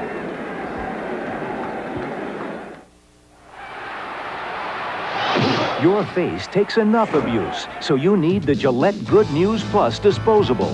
Its Lubra-Smooth strip is designed to reduce irritation, so shaving feels so good. Good News Plus. America's best-selling minivan, America's best-selling wagon, and the wagon version of the world's best-selling car. Of all the things they carry, the one thing they carry most proudly is the badge of America's most successful car company, Ford. Winning the world over. You're winning. Have you been behind the wheel? Ooh. Winning the world over. Have you driven a Ford lately? Hey, my desk. Making room for the new computer. We just got new computers. I'm talking about a really big computer. Is this big enough to run mainframe programs? Piece of cake. Is it big enough for hundreds of workstations? Of course. Wow, for thousands of customer accounts? No sweat, kid. Wow, that does sound big. You better not spill your coffee on it. This is it? Where's the rest of it? The IBM mid-range. Big computers in small packages. Come in. Alaskan king crab from Glacier Bay and the great taste of Old Milwaukee beer. There's nothing like the flavor of a special place and Old Milwaukee beer. Hey guys, it doesn't get any better than this. Next Sunday, the NFL plays here when the Patriots battle the Redskins. Before your team takes the field, our team hits the air. NFL Live. Back at the home field of the Buffalo Bills Rich Stadium, it's Houston 17, Buffalo 13. Trump, a week ago, as we pointed out, Rozier had his best running day in the NFL of his 29-game career, 93 yards, and he's doing real well today. At 19 carries, 79 yards, he said after last week that he'd like to carry the ball 20 or 25 times every ball game. Last week, 20. So far today, 19 carries. He could become a workhorse like Earl Campbell was. Boy, was he something. Hello, Earl, if you're out there. You were only great. Here's a swing pass in the flat out to the 22-yard line as the game clock goes down to 8 minutes to play in the third quarter. The Tyler Rose was a thorn in a lot of people's side, wasn't he? 6 years, he averaged over 300 carries a season. Warren Moon knows that Buffalo's defense is right there. He's mad at himself for not making the completion, but it would have been very close to an interception. Warren Moon, 6 of 14 for just 36 yards. One for touchdown, though. Over the top goes Rozier on 2nd down and 10. He doesn't get much. Got to the 20-yard line. Coming up to make the tackle for Buffalo was Bruce Smith at defensive end, shooting over the middle. And the rising star at outside linebacker, Shane Conlon, 58. This has not been a friendly stadium for one Warren Moon. He had his worst game of his NFL career a couple of years ago here. Just unbelievably bad stats. I don't know why. He doesn't like Rich Stadium. Warren Moon has got to be very bright to handle all that's been thrown at him. He's on his 4th quarterback coach in the last 4 seasons before he's been there. Up snap goes to Rozier. That's a big play in their arsenal, and this time Rozier breaks it. The snap went directly to Mike Rozier, and he is down inside the 40 to the 38-yard line. They've worked that in the preseason against the Rams, and this time they enjoy their greatest success with it. A direct snap to running back Mike Rozier from the shotgun. He was positioned right next to Warren Moon, and it's a 41-yard gain. Ron Pitts finally makes the tackle.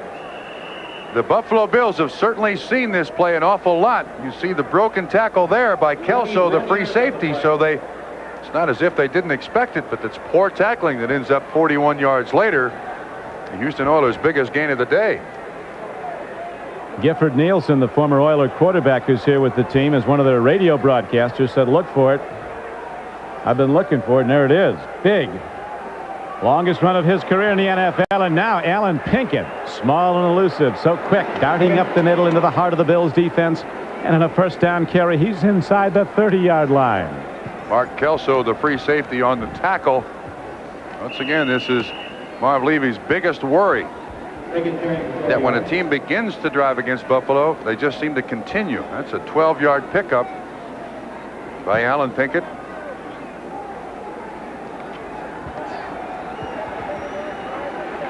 Oilers lead it as they did at the half, 17-13. 6:29 to play in the third quarter. Oilers driving. Big play was the 41-yard run by Rozier. Moon gets time, and Moon makes the connection to Givens, and he's down to the 11-yard line. Ernest Givens off the flank, so very quick. Darting in the middle of the field, and Shane Conlon and Drew Hill mixed it up after the play. Hill's walking after Conlon. I think that's a bit of an overmatch. Drew Hill's 5'9", about 175, and Conlon's 235. Coach Levy's not pleased. He shouldn't get out there. That would be my suggestion. Just stay where he is. Good pass protection that time done by Houston. Allowed Warren Moon to look at Givens there. It looked like about the 4th receiver. It ends up being a 16-yard gain. You can see Warren Moon looking all over the place. He starts outside. Givens is just sitting right in there in the middle. Excellent pass protection. Givens is surprised that there's nobody around him. The defender fell down. Big 16-yard pickup and a first down, Houston.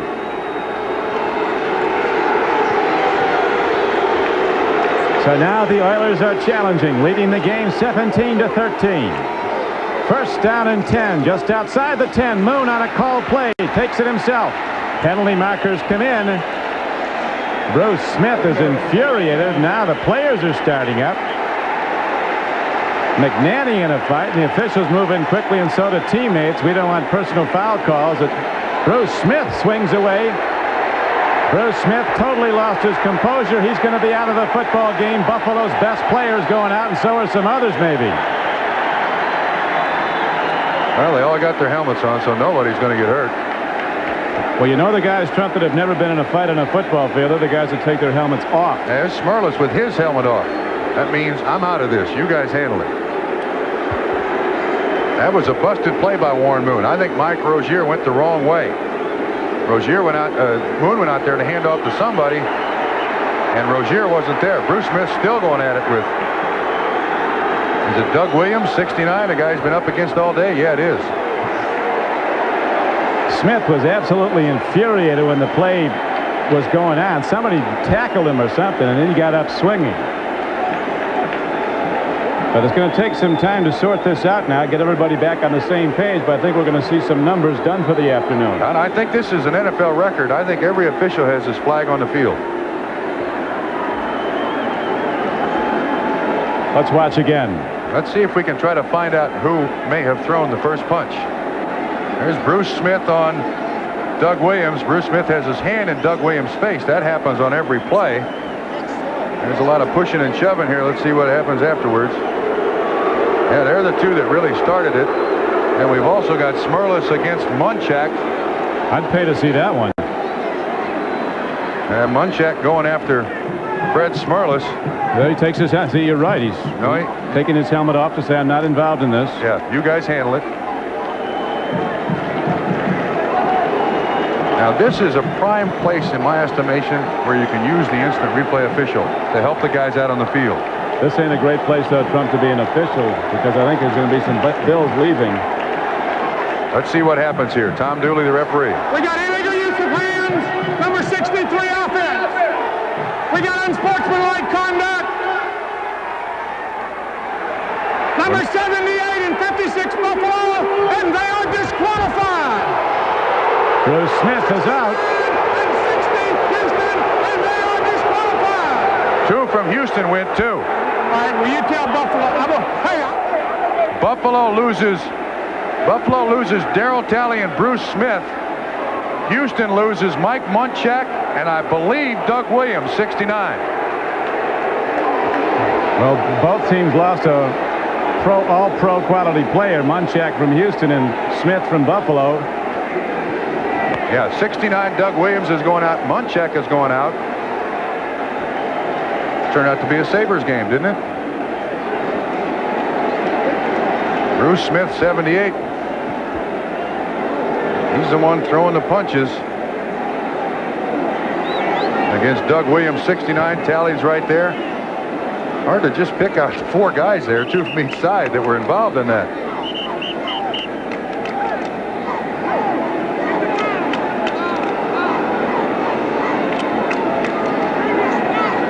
So Bruce Smith is done for the afternoon. Buffalo's best player on defense is out.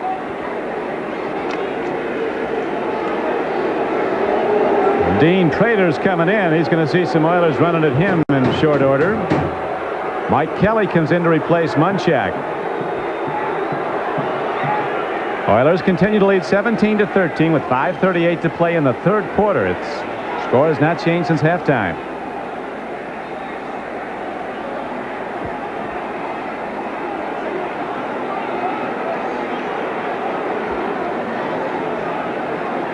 While there's a break on the field, it's been continuing now for 5 full minutes.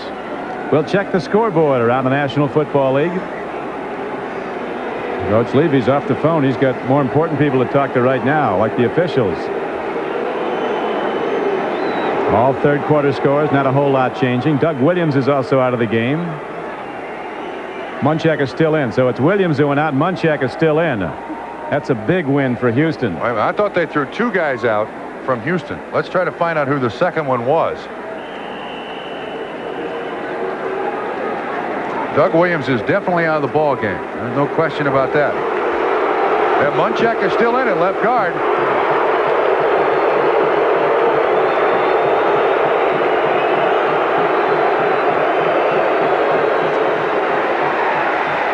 Rozier tries the middle. People playing very spirited football as there's a knockdown made at the 9-yard line by Fred Smerlas. Now to NFL Live. All right, Don. Meanwhile, they're fighting things out in the National League East. The Cardinals are now in the 3rd inning at home, and they lead the Cubs 3-2. The Mets trail by a game and a half, and in the 6th at Pittsburgh, they lead the Pirates 3-2. Strawberry and Howard Johnson have home runs. The Expos are 2 games back. They're playing at home, and in the 5th, they trail Philadelphia 2-1. Back to Don Criqui, Bob Trumpy. Oilers ready to go. Here's Rozier, knocked down in the backfield. Coming up to make the play was Bruce Mesner, a rookie nose tackle from Maryland, an 8th-round draft choice. Very big play as Rozier's having a career day. Now Scott Radisick coming up, 97. The linebacker comes in. He was a former Kansas City Chief, picked up off the waiver wire. The defensive coordinator for the Bills, Walt Corey, is a longtime Chiefs assistant. Radisick on a call defense, shot a gap and made the play. So the Oilers try again now. It's 3rd down. 3rd and 9 for the first down. 3rd and 10 for the touchdown. Moon stands in. He throws. It's overthrown to Haywood Jeffries. A moral victory of sorts for the Buffalo defense, but the Oilers set now to get points from Zendejas that would extend their lead to 20-13. Let's make sure everyone knows now. I was incorrect as to who was thrown out of the game. The only player from Houston thrown out, to our knowledge, is Doug Williams. And Buffalo loses Darryl Talley and Bruce Smith.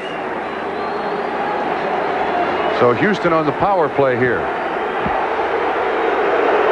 Zendejas, as you see, has just tried one long one for 52 yards, and he hit it. He does again. So Zendejas, who was so strong last year, hitting 22 of 27, continues that run of success with 2 today, and it's a 20-13 game. Oilers a 27-yarder. Jim Kelly and the Bills get the ball in a moment. Warm moments on a cold winter night. Good conversation, easy and light. Now how about something for your appetite? Let our gentle flame cook up something right. Warm moments, for those warm moments. Nothing warms you like gas. Warm is what a gas home is all about. And if you're beyond natural gas service, enjoy the efficiency of gas by using propane. Nothing warms you like gas. Lafitte, Louisiana and Old Milwaukee both mean something great to these guys. Lafitte means flat-bottom boat racing and a Cajun feast that'll set your mouth on fire. And Old Milwaukee means a great beer, cold, crisp Old Milwaukee beer and smooth, golden Old Milwaukee Light. There's nothing like the flavor of a special place, an Old Milwaukee beer. Old Milwaukee and Old Milwaukee Light. It doesn't get any better than this. For 75 years, Liberty Mutual has shown companies like IBM, companies like General Mills, companies like Ramada Inns, and thousands of others how to make their workers' compensation dollars work harder. As a result, they've made Liberty Mutual the largest insurer of America's working men and women. America believes in liberty. Liberty Mutual Insurance. They are called Olympic hopefuls, but hope plays a small role here. For it will take a courage, a discipline, and a sheer will few of us will ever know. And if their effort is true, then they too will be known as Olympians.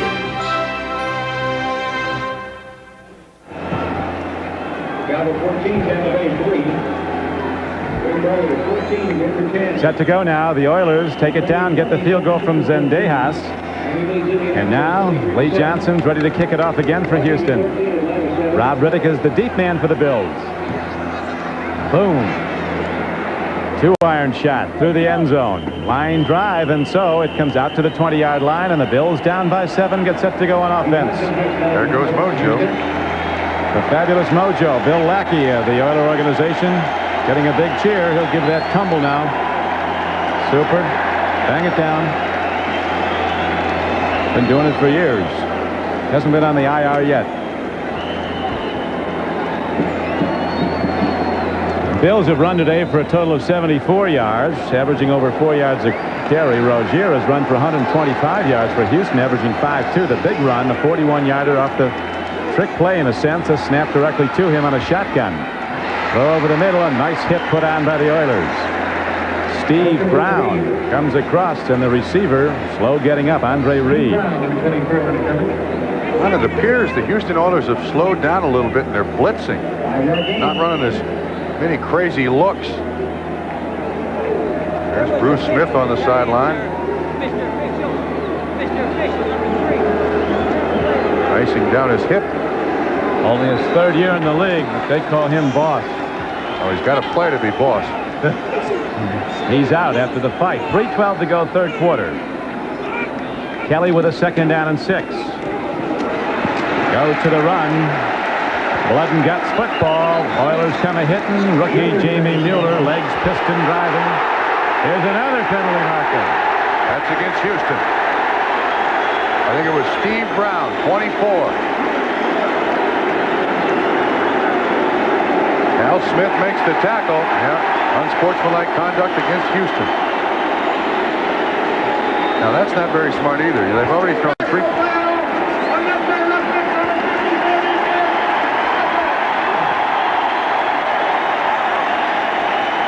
He say 24 54. I think it was 24. It was 24. After you throw 3 guys out, you know the officials are going to try to get control of the game. Kind of a combination of 24-54, but nevertheless 15 yards for Buffalo. And the Bills get a 1st down as Kelly looks to go deep. Rush is coming. Here's a throw and a strike.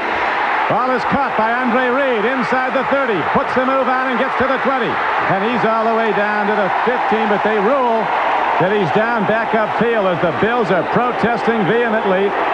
It will be a 1st down gain down to the Oiler 40-yard line. Now, wait a minute. Now, I don't think he was touched. Marv Levy, he's pointing. He wants the officials to look at it. Yeah, absolutely. This is a good call for the instant replay, although the guy who marked downfield where it happened has already moved. I don't think he's touched. Not touched. Absolutely not touched. We're going to have an overcall here. We still got the referee all the way down the field here marking where he went out of bounds. It's going to be at that yard marker, whatever it is. Let's see if they call for a review. Yep. The umpire's talking. The guy standing over the ball. That's the referee. The umpire is standing over the ball, and he's listening. Here we go with a review. I think the Buffalo Bills are going to get another 20 yards. And you bet they're going to call whistle. And this is ridiculous. This is the way out of the replay. If he doesn't come back first and say the whistle blew, then they go to the replay. Now, there's no way in the world anybody can blow the whistle on this play. They may mark it, but there's no touch between offensive player and defensive player there. None. But as you point out, Trump, the catch-all to get out of it is to say the whistle blew. How can the whistle blow in a split second like that? Absolutely. The whistle is out. they're going to get an extra 20 yards on this one. It may take us a while to figure out exactly where the yard marker is, where the ball belongs, but now there were 2 calls that went against the Bills last week that their people protested to the league office, and the league office said the Bills were right in their protest, but it's too little too late. It's in the book when the gun goes off. Oilers are leading 20-13.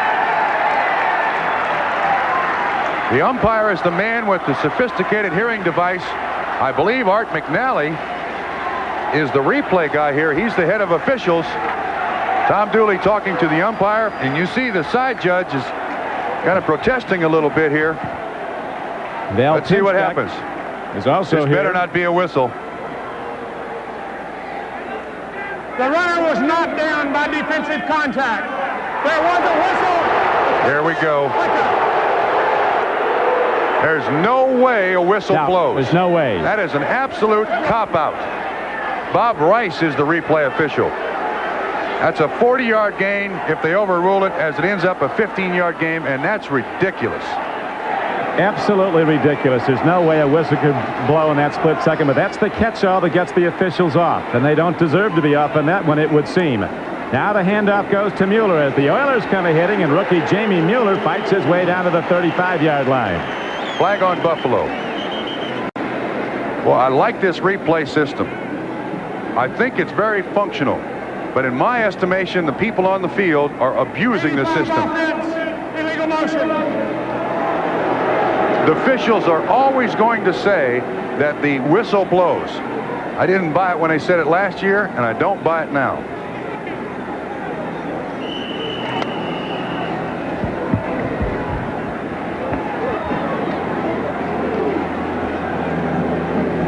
Things get a little crowded there. It was a violent game. 20-13 is the count. Now on first down and 15 after the penalty call, Jim Kelly gets set to put it deep. Sideline throw. Nice catch by Ronnie Harmon down to the 37-yard line of the Oilers. Gain of about 8 yards on the play. Good pattern run by Harmon. He splits out, and what they're trying to do is isolate defensive backs on people, kind of get them in some coverage that they can recognize. That's a nice throw by Kelly. And a nice catch by Harmon.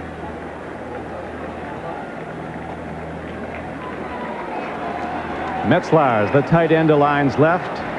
Oilers have done a good job taking Burkett out of the game so far in the second half. He caught 5 for 95 yards, you'll remember, in the first half. He's at the top of your screen, 85. Kelly looks. He throws. Ball took off on him. Might have been tipped. It was incomplete. 1:36 to go in the third quarter. Steelers and the Browns tied up 10-all in the third quarter.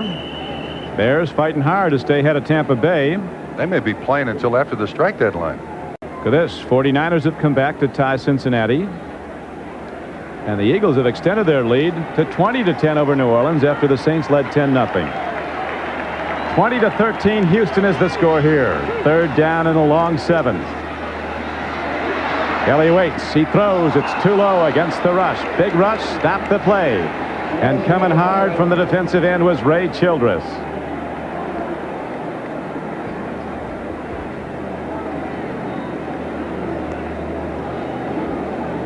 So a wild drive, and finally the Oiler defense stops it, and the Oilers will get it back on a punt. John Kidd, number 4, will try to pin the Oiler return man back deep in his own end and make the Oilers go the long field if the Bills can. High spiral, well hit to the near sideline. And it jumps out of bounds at about the 14 or 15-yard line of Houston. And so the Oilers go back on offense, 1st and 10. They have the only points of the second half, and that was a field goal here in the third quarter. On just 22 yards, but it did pin the Oilers back inside their 15. Tonight, NBC brings great family television home to you, starting with Our House. Then 2 great comedies come your way with Family Ties and the series premiere of My Two Dads. Then G. Gordon Liddy, L.A. Law's Jimmy Smits, Sam Jones, and Lyle Alzado star in the NBC world premiere movie The Highwayman, all tonight on NBC. Boy, that sounds like a combination. Lyle Alzado and G. Gordon Liddy. Oh, they shoot each other. Rozier breaks it for the moment, then a good open field tackle.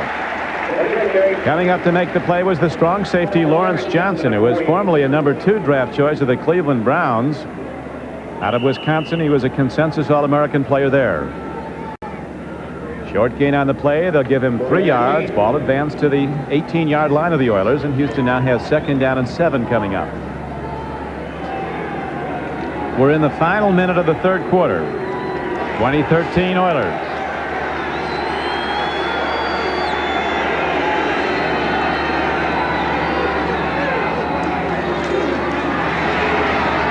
Dump to Rozier. Mike Rozier is hit. Coming across to make the play was linebacker Scott Radisick. Rozier has been busy in this ball game. He's over 20 carries. He's been the intended receiver on an awful lot of passes, and I think that's what they would like out of Mike Rozier every given week. Be a real durable back, a real mule they could go to, carry the load. He's really come on now with 93 yards last week and over 130 this week. Among the NFL leaders after 2 games, Mike Rozier, after 2 disappointing seasons at Houston. 3rd and short, just over a yard. Rozier is knocked down. But did he get there with the spots all important? It appears that he did. Inside linebacker Eugene Marv shot the gap for Buffalo and made the head-on hit, but the all-important line mark now from the linesman. Scott Radisick right there, too. Good double-team tackle by Marv and Scott Radisick up the middle.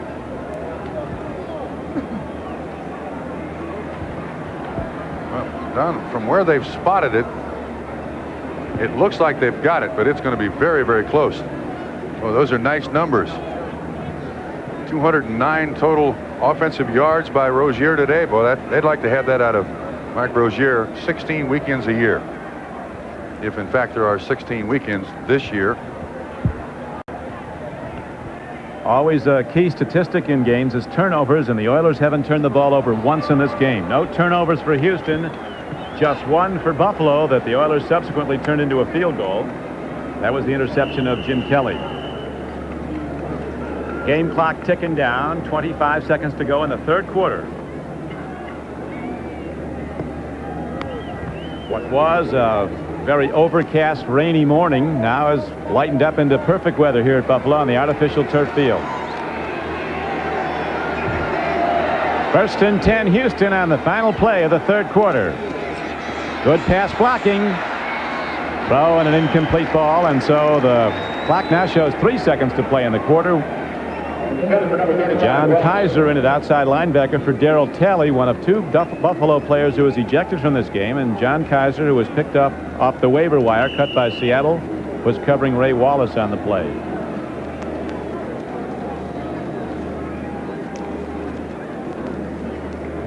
Larry Felser, a well-known football writer here in Buffalo, had an interesting observation on the strike. He said, "I'd like to sympathize with the players, but that $230,000 average salary keeps getting in the way." Yes, $100,000 a week in the case of Jim Kelly. A week, I said, a week.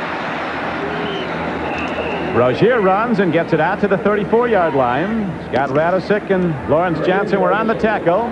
That's the end of the 3rd quarter. The score, the Oilers 20, the Bills 13. We'll be right back after these messages from your local station. This guy's not looking for awards. He's out for old-fashioned, go for it, justice. Who are you? Tonight, the Highwayman. Look closely now. See if you can tell what each of these men has in common. It's something nobody has ever detected. Not their co-workers, best friends, or lovers. Each of these men is bald. They each wear an undetectable hair replacement unit. One more thing they have in common. Since regaining his full, healthy head of hair, each man feels better about himself than he has in years. Isn't it time you felt better about yourself? You don't have to be bald anymore. Call A&E Hair Fashions, 315-445-1177. Through the cold of winter, the high-efficiency Lennox Pulse gas furnace sends steady heartbeats of quiet, even warmth throughout your home. With a Lennox Pulse, you know you have the best. After all, it's backed by a limited lifetime warranty. For your family's comfort, no furnace heats like the Lennox Pulse. For the best in heating and air conditioning equipment, call APW General Heating and Air Conditioning at 479-8473. Meet my friends Dave Pickerell and Mike Charles of Charles Heating and Air Conditioning. Call Charles for quality sales and service. We're in the yellow pages.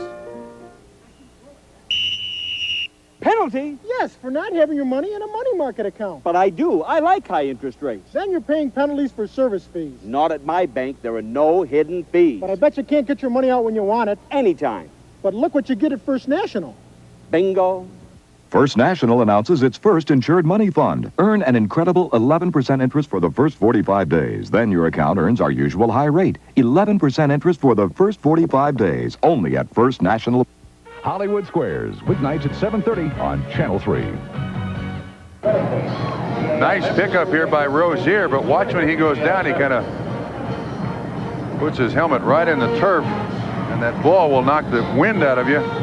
Rozier laid on the turf for a while, got up, made his way to the Houston Oilers bench. I think he's worn out. He came in with a bad neck, too, from last week. Strained his neck a little bit. Seems to be all right. He's been a big factor for Houston today. Let's see what Warren Moon and the Oilers can get going now. They lead by 7. To the run they go, and Alan Pinkett is hit hard as he tries the left side of the Bills defense. Coming up to make the stick was McNanny, number 95. Conlon's been on so many tackles, and Radisic, 97's number, has been out the bottom of a lot of piles. They were very surprised, Trump, to get Scott Radisic. He was a number 2 draft choice at Kansas City, was a starting player for 2 years. He was waived this year. He's only in his 4th year. When the Chiefs went to a 4-man line, Radisic was out. With Mike Bell back, they're going to play Mike Bell at the defensive end. Pete Koch inside with Bill Moss and Art Still. Line drive punt downfield. Pitts will run it back for the Bills. 35 and out to the 38-yard line, and here's a penalty marker down. That's a clip. Illegal block in the back. 37-yard kick. Lights out. Number 51, Eric Fairs, was down to make the tackle on special teams for Houston. If there are games next week, Oilers go back to the Astrodome to take on the much-hated L.A. Raiders. Bills go to Dallas. Odds are strong, though. The lads will be home next Sunday. Yeah, well, if you're going to miss a game in the season, Raiders coming to Houston. We got illegal block in the back. Number 79 of the receiving team. First down. TV timeout.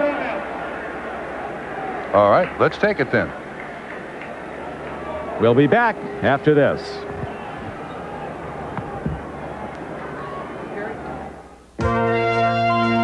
No better value? Absolutely. Our new Tandy 1000 HX is made in the USA and designed to be one of the easiest to use PC compatibles ever. And it's priced for the home. Just how easy is it? Turn it on, it's ready to go. The whole family can use it for education, games, and budgeting. We even give you 7 programs to get started, including word processing, filing, and spreadsheet. Easy enough, no better value. Tandy Computers, because there is no better value. Only at Radio Shack. Every 3,000 miles, you can change your oil yourself, leave your car at the dealer, spend all day at the service station, or drive into Jiffy Lube with no appointment. In 10 minutes, the J-Team will change your oil with quality Pennzoil, replace the filter, lube the chassis, fill the important fluids, 14 quality services. Jiffy Lube turns an all-day oil change into a 10-minute family reunion. Welcome to Jiffy Lube. We'll take care of you like family.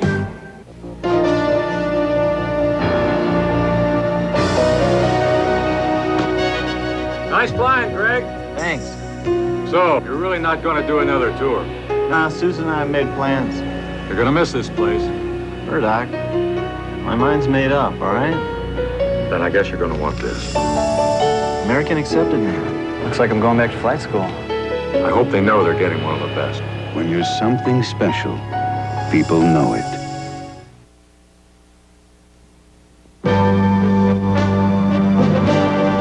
Today's game is brought to you by Budweiser, Beechwood Age for that clean, crisp taste. This Bud's for you. By the Energizer Battery, good times never lasted longer. And by American Airlines, something special in the air.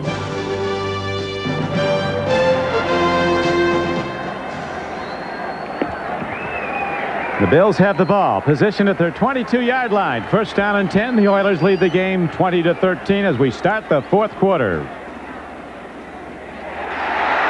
Jamie Mueller, that rookie running back. Looking like he belongs in the big time. Takes it out for a first down to the 34-yard line, a 12-yard gain. He's played an awful lot and plays some Carl Byram today. 7 carries for 39 yards. Very impressive. Oilers with a little more time of possession. Almost dead even on yards. And, of course, that run by Mueller going to change that. And the rushing yards for the Bills now over 100 yards. Close to 100 yards. Ronnie Harmon puts a move on. Oilers force him back in. Al Smith comes up, makes the tackle along with John Grimsley. Cleveland has extended its lead now over Pittsburgh, breaking the tie. Bears still holding to the advantage over Tampa Bay. Miami seemingly in command at Indianapolis. Tom, when this game started, we were talking about the Oiler defense and the job they've done against quarterbacks. Well, Kelly today has completed 56% of his passes, much above the average that Houston generally allows. It certainly is. And now penalty markers come in before the snap of the ball. It would have been a second down and a long 5 play, almost 6 for Buffalo, but a false start will cost the Bills 5, so they'll go to second down and 10. Jim Richer came out of his stance. He's the left guard.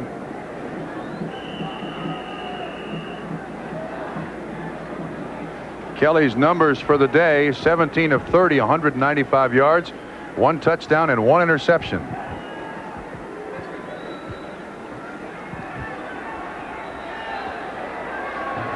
Nothing kills a drive like somebody leaving before the snap count on the offensive line. Now second down and 10 for Kelly and the Bills.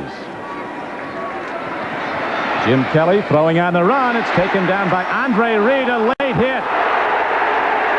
Well, you talk about a cheap shot. You got it. There's the quintessential cheap shot. Steve Brown. Steve Brown, who was flagged earlier.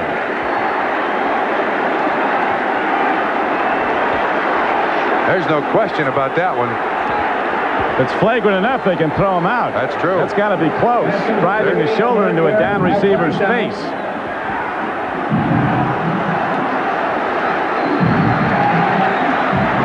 That should be tacked onto the end of the play, too. So it'll be a 12 or 13-yard pickup and then a 15. This is really flagrant. Look at this. Yeah, they tack it on to the end of the play, too, so it ends up being like a 30-yard gain. That's unnecessary. Steve Brown is an excellent player. He's a very good player. You get a reputation like that with cheap shots, and all of a sudden, it doesn't make any difference how good a player you are. You stay home for Pro Bowls. It's a 13-yard catch and a 15-yard penalty, ends up being a 28-yard gain.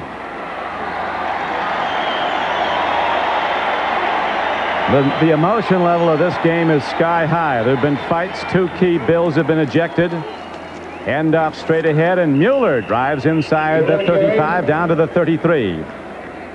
With the Oilers leading by 7, let's go to NFL Live.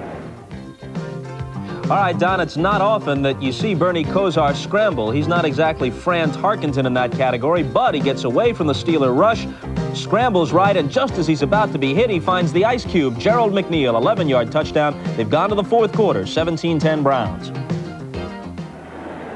Thank you, Bob, as the Bills set up now at their 36-yard line, or the 36-yard line of the Oilers. Kelly on second, he needs 7. As a man, Metzlars, his tight end, comes down with the ball, but not for very much. He's down to the 30-yard line. Bostic on the coverage. There's still some unpleasantries exchanged there. Is there? There's Brown on the coverage on Andre Reed, 24 on 83. Now comes over to assist on the tackle. Not exactly sure what you'd call that. But they're down at about 3 or 4 now. And Houston has taken a timeout. So the Oilers take their first time out of the second half. They have 2 left. The Bills with their full complement of 3 remaining as Jim Kelly comes over for some counsel. A break in the action. We'll be back after this. One rockin' evening at the Silver Bullet. This band sure is loud. Oh, thanks. I just bought it. Want to dance? No, they got Coors Light. can't hear me, can you? I think you're beautiful. In fact, I think you look so hot in here, isn't it? Of course, it's not so much the heat as it is the humidity. There's no slowing down with the silver bullet tonight. If your home was destroyed, would your insurance pay to completely rebuild it? Fact is, even with an inflation clause, your policy may not cover today's higher rebuilding costs. Leave it to the good hands, people. Allstate can make sure you're protected. With an Allstate home replacement cost guarantee, we'll pay to completely rebuild your home, no matter what the cost. You're in good hands with Allstate. A member of the Sears Financial Network. When you're working on your American dream, you want it to last forever. Andersen Windows have helped build American dreams for over 80 years. We take the time to build the best. That's what we've always been. Come home to quality. Come home to Andersen. Where can you go to buy Andersen Windows? Call 1-800-255-2550. This guy's not looking for awards. He's out for old-fashioned. Go for it. Justice. Who are you? Tonight, the Highwayman. With Bob Trumpy, this is Don Criqui back at Rich Stadium as the Buffalo Bills have the ball down to the 31-yard line of Houston. The Oilers lead the game 20-13 with 11 minutes to play in the fourth quarter. Bills have not scored in the second half. Oilers with only a field goal since the halftime. Watch the blitz here, Don. Houston's showing it. Penalty markers down. Two of them down. Long ball. Man's open. Ball is taken by Riddick and he loses it. But the markers are down at the line of scrimmage. Kelly's clapping his hands. He sees one official and one flag, but there's another one down at the other side of the field. I think it's offsides against Houston. Well, that's what it is. Very observant. So penalties have really hurt the Houston Oilers, especially in this drive. Personal foul by Offside. 95 defense. First down. That's against William Fuller. Warren Moon had 310 yards against one of the NFL's best defenses, that of the Rams. Warren passing the ball last week, but Bills have held him, as you see, to 57. Hey, he didn't like Rich Stadium. 1985, he had a game where he was 3 of 14 for a grand total of 22 yards and threw 3 interceptions. Let's see what Kelly does here on first down. Bills down by 7. 10:54 to play in the game. To the run to Jamie Mueller. I think you're going to see a lot more of that 39 as the season wears on, if it wears on. The rookie runner from Benedictine, who was drafted in the 3rd round. Made some big plays for Buffalo today. Extra defensive back now comes in for the Oilers. Richard Johnson comes in, a #1 draft choice in '85 out of Wisconsin. 17, Denver 10. Linebacker Al Smith goes out. A gain of almost 4. Excuse me, Trump. They got to pick up this blitz now. It's going to come from somewhere. Pitch back to Harmon. A weaving and a running, and Harmon cutting back. Look at the moves by Ronnie Harmon, reminiscent of the greatest runner that ever played here in Buffalo, O.J. Simpson. He takes it down very close to a first down. Excellent block out front by Tim Vogler. Bolden was out there to escort Ronnie Harmon as Smith is down on the field.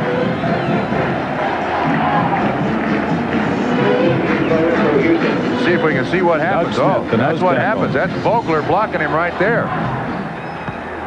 Really put him right to the ground, and then Ronnie Harmon gets fancy. That's a nice run by Harmon. Pickup of almost 10 yards. And Doug Smith, who was absolutely hammered by Tim Vogler, is trying to regain his feet there. So while Doug Smith has attended to, there's a break in the action. Back with the Oilers leading by 7. You've probably heard that Coors isn't pasteurized. Well, it's true. It's also true that Coors is the only major brewer who won't pasteurize any of their beer. The reason? It's taste. See, when you pasteurize something, you heat it. And heating hurts the taste of beer. So Coors purifies without heat. That helps make Coors a little less heavy, never bitter, but with all the spirit of a great beer. So when you want a beer, it's just plain better. Coors is the one. What's the longest lasting battery you can buy? I'm gonna surprise ya! New Energizer!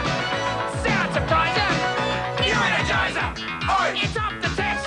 New Energizer was best! Lasted longer than all the rest! Too right! New Energizer! New Energizer! It'll surprise ya! It'll surprise ya! Laboratory tests prove in most devices, Energizer lasts longer than any other battery. New Energizer. Aye. Engine repairs are not cheap, but they may be preventable with Fram WearGuard oil filters. A leading consumer magazine rated Fram best. So pay a few dollars now or a lot later. Take good care of your car, but forget your brakes. Might as well do this. Bendix brakes pass tougher tests than any law requires, so think about Bendix. The sooner, the better. Next Sunday, the NFL plays here when the Patriots battle the Redskins. Before your team takes the field, our team hits the air. NFL Live. From behind this play, watch Jamie Mueller. He's the one who hits Doug Smith, and then Vogler out in front also has an excellent block. Doug Smith remained on the ground. He got up under his own power and went to the Houston Oilers bench, but that's a nice 10-yard pickup by Ronnie Harmon. And the Buffalo Bills, a fine drive here, started at their own 22. This is a good one here in Buffalo. Oilers holding to a 7-point lead. Bills challenging. Back to the run. Riddick taking on tacklers. He's down close to the 10-yard line. A lot of time remaining with the Oilers in front by 7. 9 minutes and 40 seconds to play in the game, and the clock running. That's not right. That's an incorrect score. Cleveland leads 17-10 over Pittsburgh. And I know Chicago doesn't lead 4-3. Problems with the computer.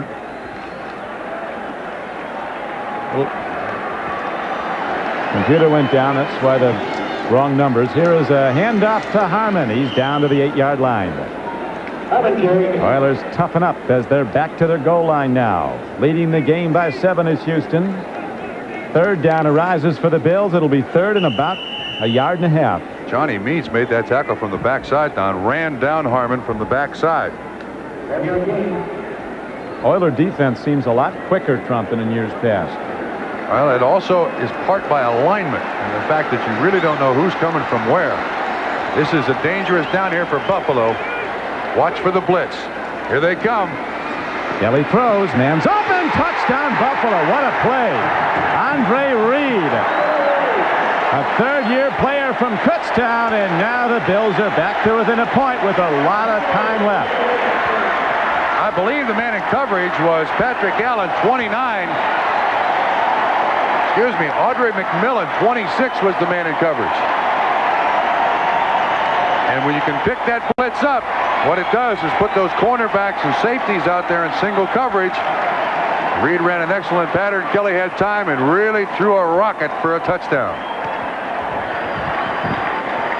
So Jim Kelly with 2 touchdown passes in this game. Now the extra point attempt by Scott Norwood.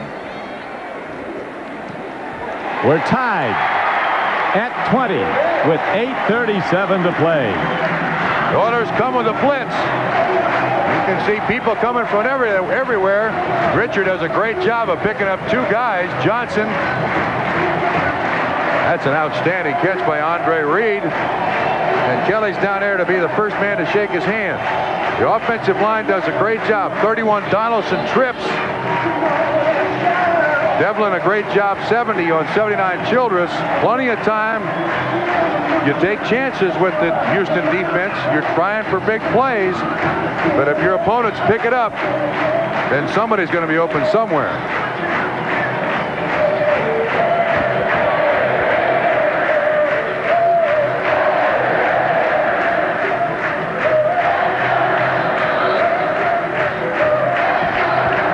Like a rock concert.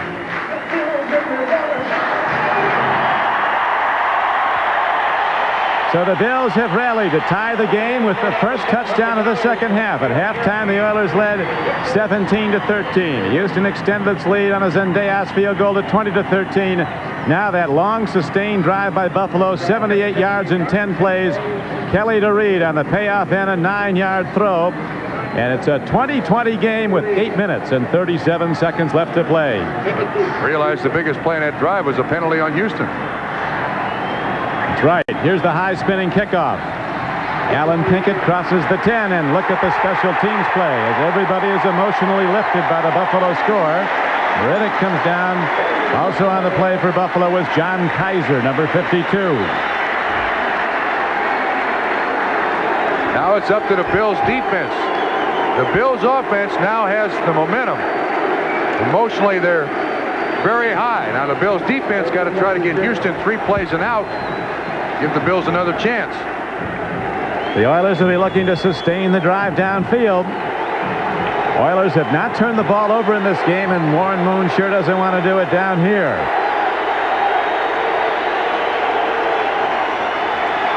Gambling lets her rip. Man is open. They give him the catch. A beautiful completion. Ernest Givens on a line drive throw goes sky high and comes down with the ball. What a play for Houston. A 22-yard gain. Derek Burrows, the man in coverage. Givens gave him a great move upfield. First foot, second foot. Isn't that something? Wow, that's a beautiful catch.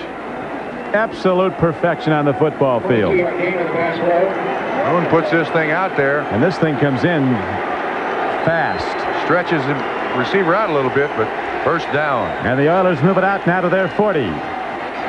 Moon wants some more. Man wide open, tight end Jamie Williams on the run. Inside the Bills 40 and down to the 37-yard line. So on 2 passing plays, the Oilers get out of jail and advance the ball now to where they're challenging in this tie game. 25-yard gain to the former Nebraskan Jamie Williams. Good play action fake by Warren Moon. And actually, the tight end, Jamie Williams, goes right by Scott Radisick, who had the coverage, who replaced Darryl Talley, who was thrown out. So eventually, we thought it was going to have an effect on the Buffalo defense. It's not deep. Radisick, a great player, but he's just been here like 10 days or 2 weeks. He doesn't know all the defenses. That's all. Thrown in spot situations, but he has to play from scrimmage a lot because Talley's out. Moon wants some more. Looking, firing. Here's a throw, and it's a catch down to the 17-yard line. Drew Hill. But there is a penalty marker down. However, it's down in the Bills secondary. Drew Hill, who caught 5 against his old team, the Rams, last week, had a great day. For 95 yards, coming back to the huddle, and it's going to be against Buffalo, so the Oilers drive on. They have another first down. Well, to this point, the defense has done an excellent job for Buffalo, and now they've turned Civ. Holding, 49 defense. Penalty is declined. First down. 49 defense? There is no 49 in Buffalo.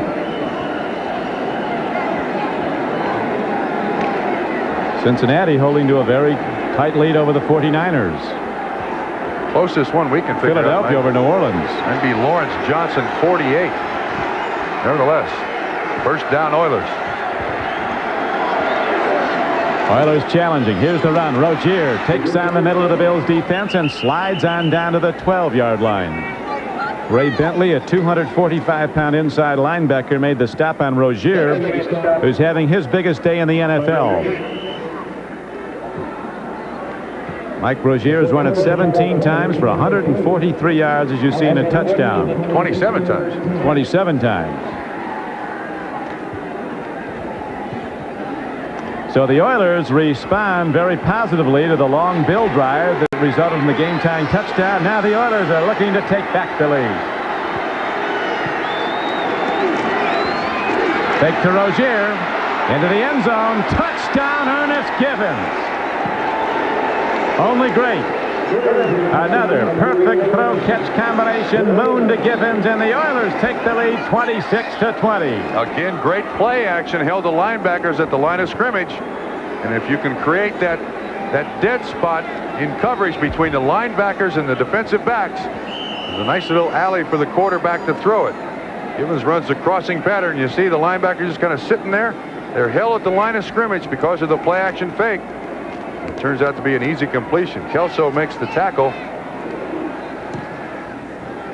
Extra point is good, and so the Oilers really show their stuff.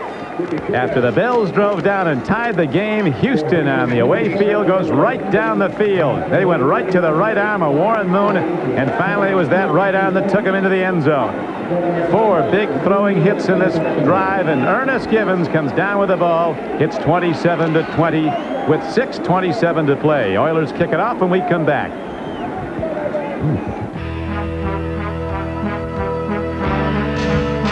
A tradition of horsepower.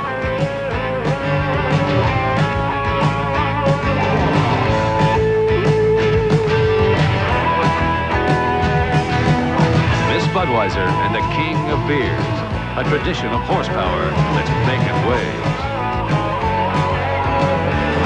Racing fans, this Bud's for you.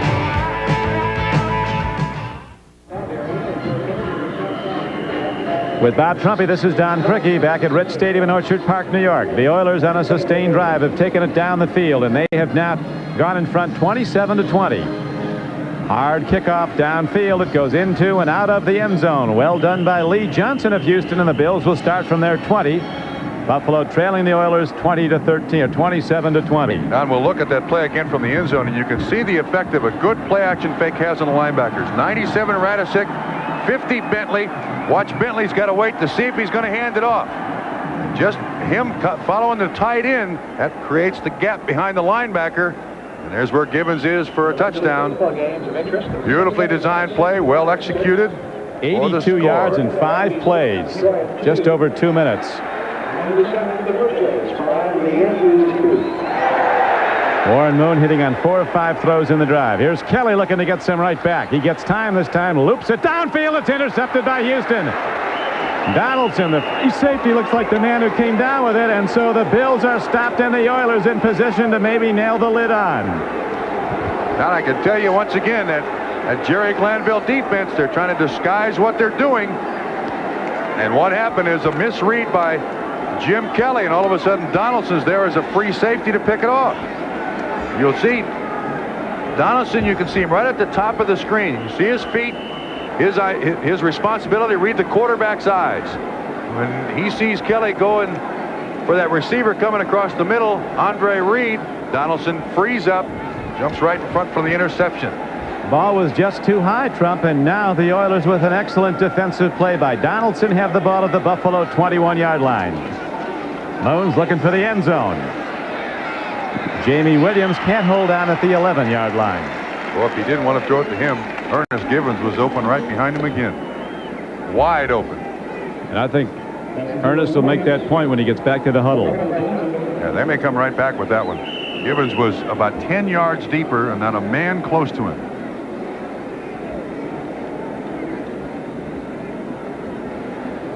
Ernest is an exceptional athlete. 5'9", 175 pounds, if that.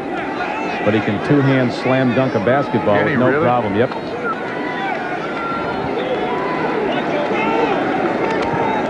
Show me one anything Spud Webb can do, I can do.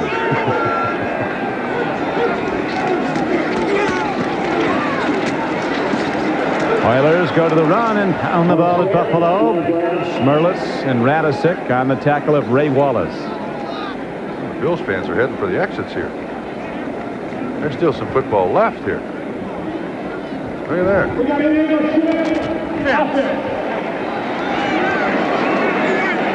Oilers still without a turnover in this game. And the Bills with 2 critical ones. The last, the interception of Jim Kelly. We'll see if the Oilers turn that into points as they did earlier in the game in the first half when they intercepted Kelly and subsequently got a field goal off it. Penalties, as you see, have been a factor in this game. Illegal shift here on Houston. And 35 on the offensive team moving the same time. The penalty is declined. It's 3rd down.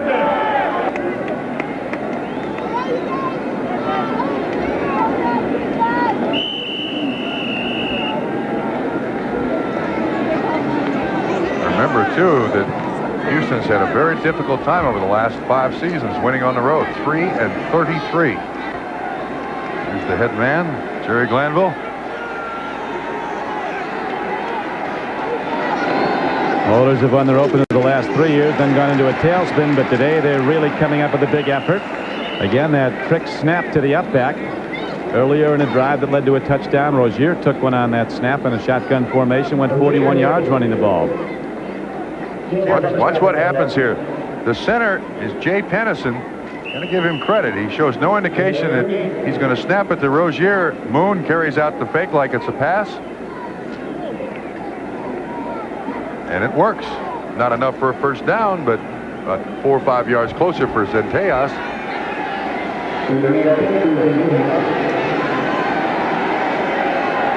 Zendejas looking for his 12th field goal in a row, dating back to last season. He gets it.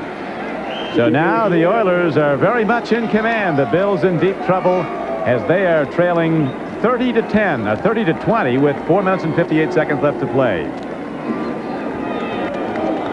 Just a little chip shot for Tony Zendejas. Johnson the holder. Yeah, nothing to it. Just a short putt. The Bills in serious jeopardy of getting off to an 0-2 start for the 4th straight year.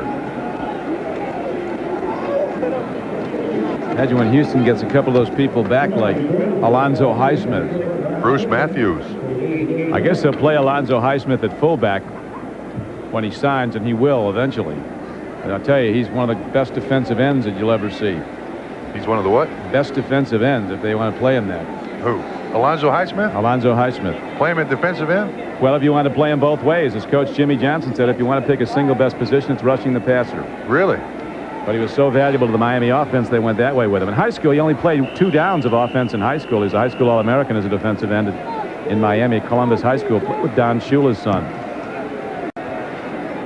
High spinning kick. Comes down to Riddick. Whoa. He thought about it, but the Oilers on the fly on special teams give him reason to think otherwise. Next week, if the NFL is still in business without a strike, the action continues when the Patriots head into RFK Stadium to take on the Washington Redskins in an interconference battle. Then in the second half of a doubleheader day on NBC Sports, the Jets play the Steelers at Pittsburgh. Plus regional action next Sunday. It all begins with NFL Live at 12:30 Eastern Time. Check your local listings for the game and times in your area. Your team plays here on NBC Sports. Here's a throw and a catch. Up the flank comes running back Ronnie Harmon, and he's ahead for a first down out to the 34-yard line. The time becoming a factor as Buffalo's down by 10. Oilers lead it 30-20. That was a 14-yard gain. John Grimsley was on the tackle there. Nice little slant pass. That's one thing Buffalo's been able to develop today. Putting Harmon out in the flat, flanking him as a wide receiver. I think they've narrowed down the coverage and done a pretty good job with it.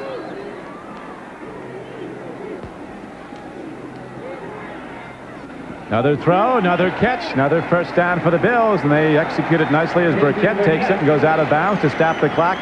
4 new downs for Buffalo, and again, Kelly, laser sharp, drilling the ball, takes the Bills down the field, but you'll remember before this drive, he was intercepted, and the Oilers turned it into a field goal that gave them the 10-point lead they now hold. That was a 12-yard gain. Once again, I think Houston pretty much in the prevent frame of mind here, not going to put as much pressure on the quarterback, even though they'll show blitz. I think most of them will drop off. Kelly from the shotgun. They indeed do drop off. Long ball. It floats. It's too much. On the fly was Trumaine Johnson.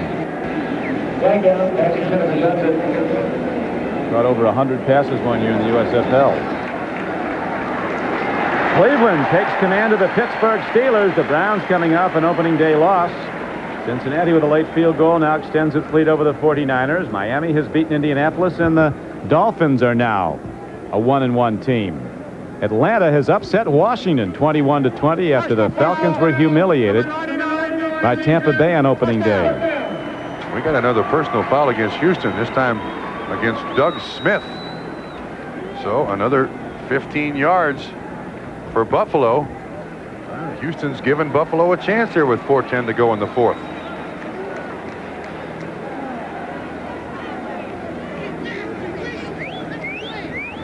There's the man that the penalty was on.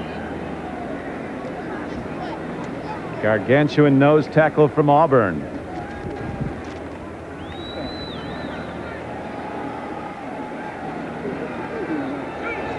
Ball positioned at the 37-yard line of Houston. Kelly in the shotgun. Harmon swings out. Kelly looks deep. Now looks at Harmon. Now he takes off and throws to Harmon on the run. Or to Burkett. Little too much on it. Incomplete pass. It'll be 2nd down and 10 at the 37-yard line. You know, if he wanted to run, yeah, he had about 25 yards right in front of him. Steve Brown was a man in coverage. Latter stages of the game, though, you would prefer that your quarterback throw the ball. So if it's not a completion, okay, fine. At least it stops the clock. As Lee Trevino likes to say, 2 things with short life expectancies are dogs who chase cars and pros who make pars, and quarterbacks who run. He never added that, but Lee Trevino said that. Lee Trevino, you make pars in that pro tour in your history. Long ball. Man is out there. Rob Riddick. Oh, he was tackled before the ball came in. It's going to be a interference call against Houston, and so the Bills will have it 1st and goal inside the 5-yard line. Audrey McMillan, the man in coverage. 3:56 to play. They've kind of picked on him today. Buffalo's figured out a way to, with motion and formation, single up people on Audrey McMillan. Riddick out of the backfield. And that's clearly a penalty, probably. Defensive pass interference. Number 26. 1st down. You know that they can actually award a touchdown if there's a foul like that is so severe that a touchdown would have happened. That's pretty close right there. I think that ball is very catchable. Oilers have a substantial lead in penalty yardage now after that one. They've been penalized 118 yards, 10 calls against them. The Bills with 7 personal penalty calls for 50 yards. Over the top goes Rob Riddick. Scored twice in the opener against the Jets. Scored once today. He's down close. Time very much a factor. The clock shows 3:49 to play. And the Oilers lead the game by 10, but that could be cut to 3 very shortly. And you mentioned the penalties called on Houston. Last year, the penalties killed Houston. So Jerry Glanville this summer hired an NFL official, and at every practice during their summer camp, he called penalties. And until today, it worked. Riddick in close. He's in. It's a touchdown for Buffalo with 3.5 minutes to play. It's not over yet. Let's see if we start seeing people filing back in Rich Stadium. There's no question, Trump, that when the Oilers run their basic defense with that all-out pass rush, they stop Buffalo. But when they go back with a lot of people in coverage, Kelly takes the ball right through them. It's happened time and again in this game, and now the Bills are back to within 3 if they hit this extra point. Well, Kelly's close to completing 60% of his passes on the afternoon. You saw that graphic, and he's never completed less than 50% in the NFL game. Rather remarkable against this Houston defense. Mr. Touchdown. He's got 4 this season, Rob Riddick. This is kind of like the Fosbury flop. And then he doesn't really get up in the air, and Grimsley and Donaldson there to make the tackle, but it's in the end zone. And there was a player down on the field in the end zone from the contact.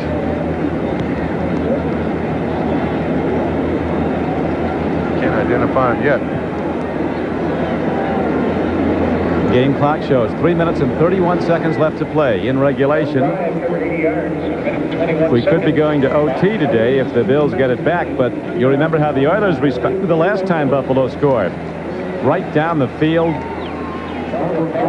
The sharpest passing of the day by Warren Moon, and he took him right into the end zone to give them the 10-point lead.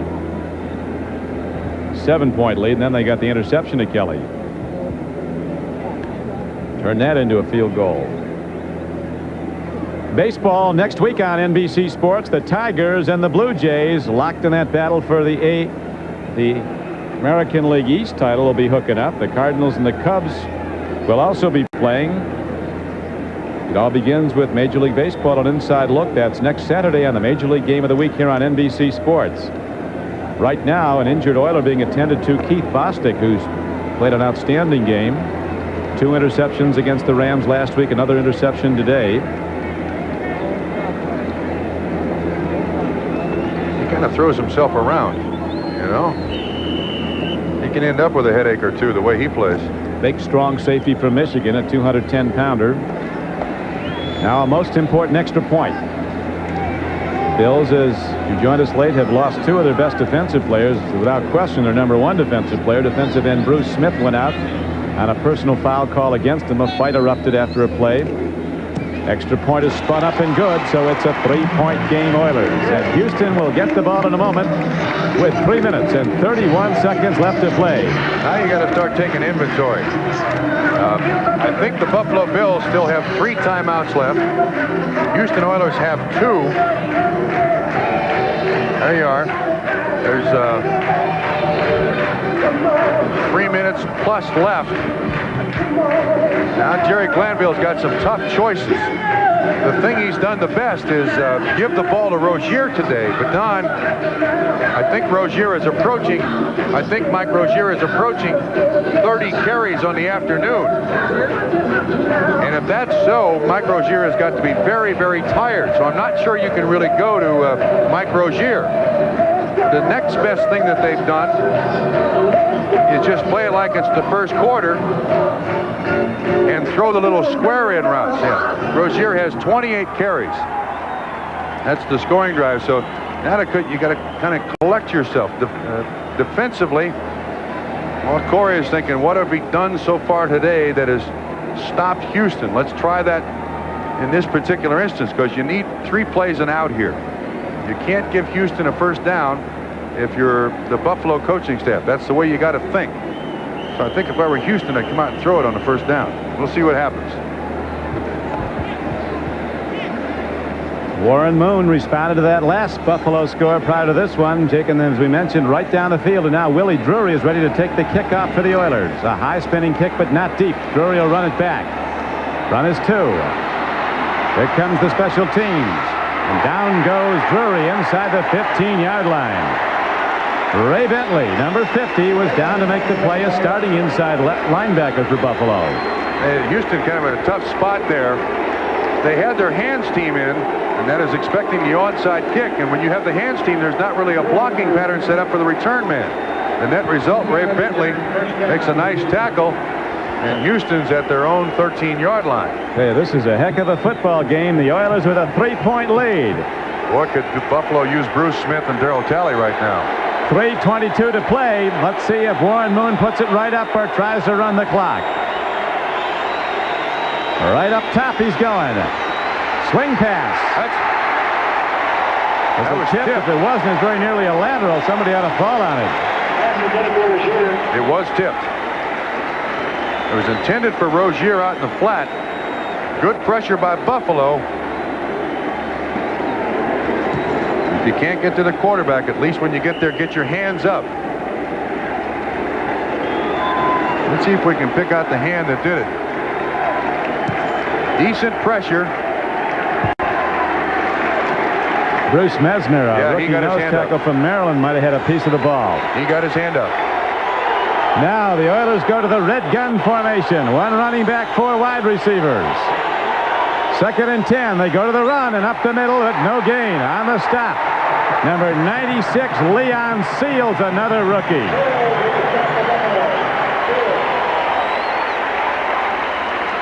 Game clock running. It's climbing down now, close to 3 minutes to play. 3 minutes and even, and the clock ticks down inside 3 minutes. Ball positioned, as you see, at the 14-yard line. I think if I were Buffalo right now, I'd take a timeout. Especially, certainly after the next play, you got to take a timeout. The defense can stop the clock only with a timeout. This is a very big play for the Oilers. It's 3rd down and a long 8. Warren Moon takes a look. Here comes the rush. It's incomplete, and the Oilers have to punt with 2 minutes and 30 seconds to play. Excellent coverage by Roland Mitchell, number 25 of the Buffalo Bills. The thing that's worked all day long for Houston has been these one-on-one matchups, but you see Roland Mitchell had a little bit of the shirt there, but he got away with it. Oh, I think Roland got away with a lot. Incomplete pass. Lee Johnson on the punt. Nobody's covered Givens today, and they needed that to do it. No foul, though, call, and the Oilers will punt.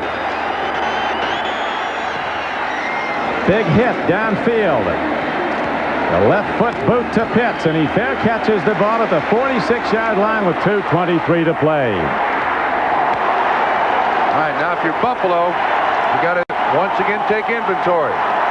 Jim, you got 3 timeouts left. There's plenty of time. You got to think of what Houston's done to you that you have to protect against. The blitz has hurt Buffalo for not picking up the blitzer. Mueller's run the ball very, very well. Now they got their passing set in there. Riddick and Harmon. Watch one of them split out. That's a 59% completion percentage on the day. Here's the rush. Kelly stands in. Man is open. Ball is caught. And a penalty marker's down. It'll be against the Oilers.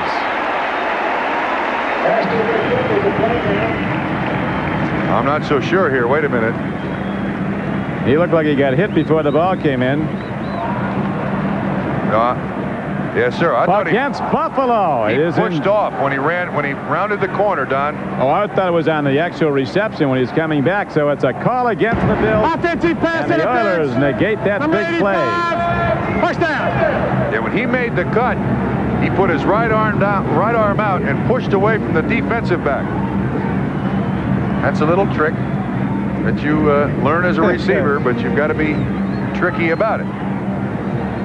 And now double trouble for Kelly and the Bills offense as they have first down and 20 to go.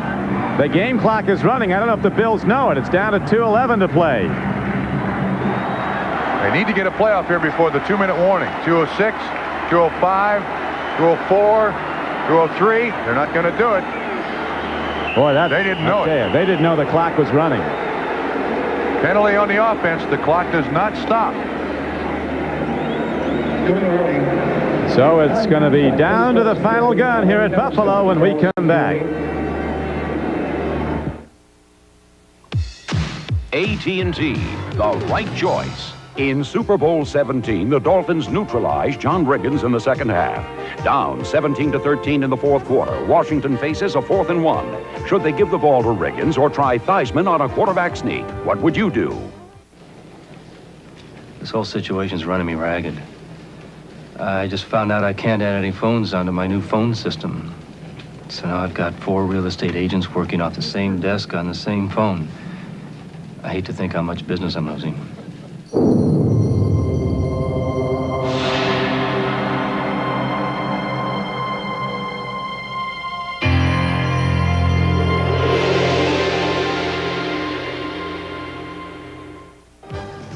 What did you decide? Washington went with John Riggins, who got the first down and more as the Diesel lumbered for the decisive touchdown as Washington made the right choice. He is the most enigmatic of athletes. Ask him of his victory and he will praise his partner. Mention his role and he'll reply with a smile, "I was just riding to work."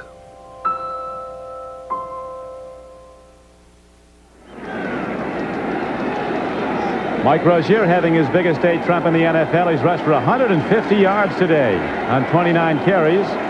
Jim Kelly has completed 22 of 37 for 250 yards, 2 touchdowns, but he's been intercepted twice. And the Oilers subsequently went the other way with both those turnovers to score points. And the Bills right now are in 4-down area with first down and 20. You can't even think about 3 downs here. And they got to be in the hurry-up offense now. This has been practiced all summer long. So the Bills set up their shotgun offense. First down and 20. They're down by 3 as the clock ticks inside 2 minutes. Here's a blitz. Incomplete pass to Riddick. Very nearly had it with one hand. Rob Riddick coming out of the backfield. Lyles was covering on the play, and a safety blitz was on from Donaldson. Now, let me tell you something I don't understand. The Bills have had great luck when they swing, or at least line, Ronnie Harmon 33 out in the flat. They've had great luck because he draws coverage from the strong safety. But they're not doing that. They're keeping him in the backfield there, and it would be a lot better to have him out. Well, now he's flanked out there to the left. I think Andre Reed might be the man, number 83. Here's Harmon. Andre Reed, wide open, and he's out of bounds at the 49-yard line. But still way short of a first down. Ran a crossing pattern. Harmon shortest. Reed across the other side. Bostic came up tight on Reed, and he can't match him stride for stride, and Kelly saw it, went right to him. So now it's third down and about 7. Makes no difference. 2-down area. The kicker means nothing in this situation. You're down by 3. You need another 15 or 20 yards before he's a factor. Clock was stopped with Reed getting out of bounds, as you see, with 1:49 to play. What a football game. Glad you'll be with us on NBC Sports. The Oilers are leading the Bills 30-27. Buffalo with the ball. Free play. Yeah. Was he drawn off? Doug Smith, I believe, is off. In that set, Don, the offensive linemen are up in a 2-point stance. They can move around. You're tough on these penalty calls. You got it again. When an offensive lineman puts his hand on the ground, then he's stuck there. As long as he's up in that 2-point stance, he can move around anywhere he wants. Offsides. Number 99 defense. Third down. We get a striped shirt up here for Trumpy. No, thank you. Absolutely not. But no whistle. You think they overuse that whistle? Yeah, I'd throw that whistle away. The report card for the Bills. Interceptions were a costly area for the Buffalo team. Kelly was outstanding other than those two. Riddick had a big day. Didn't rush for much, but made some big catches and ended up in the end zone twice. Burkett was a big receiver for them. Harmon was a big receiver for him.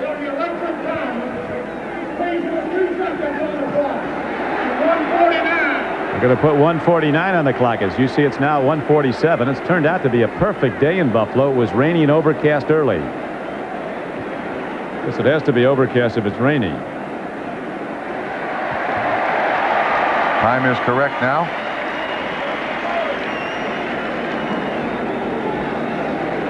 Warren Moon with 134 yards, substantially less than the 310 he got against the Rams last week. But again, he has his team in front.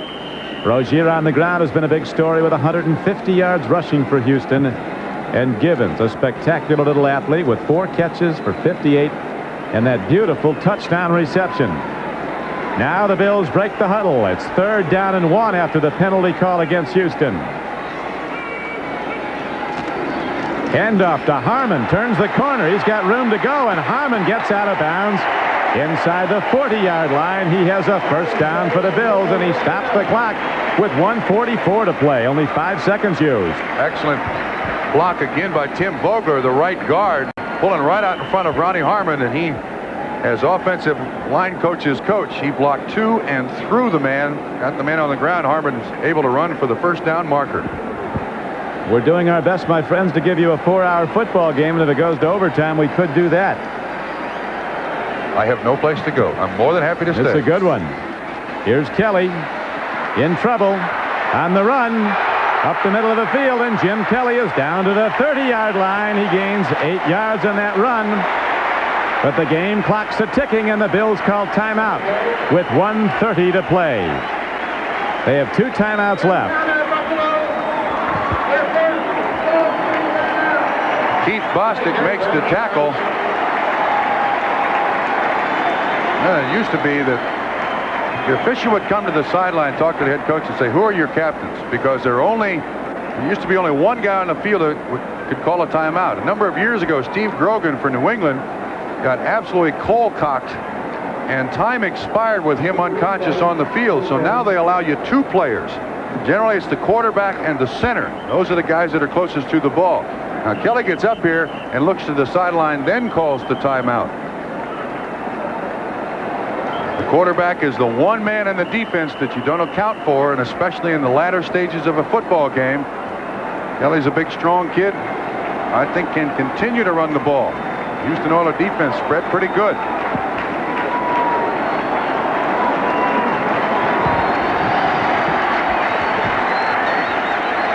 Second down and 2. The Bills with 2 timeouts left. The Oilers with a 3-point lead.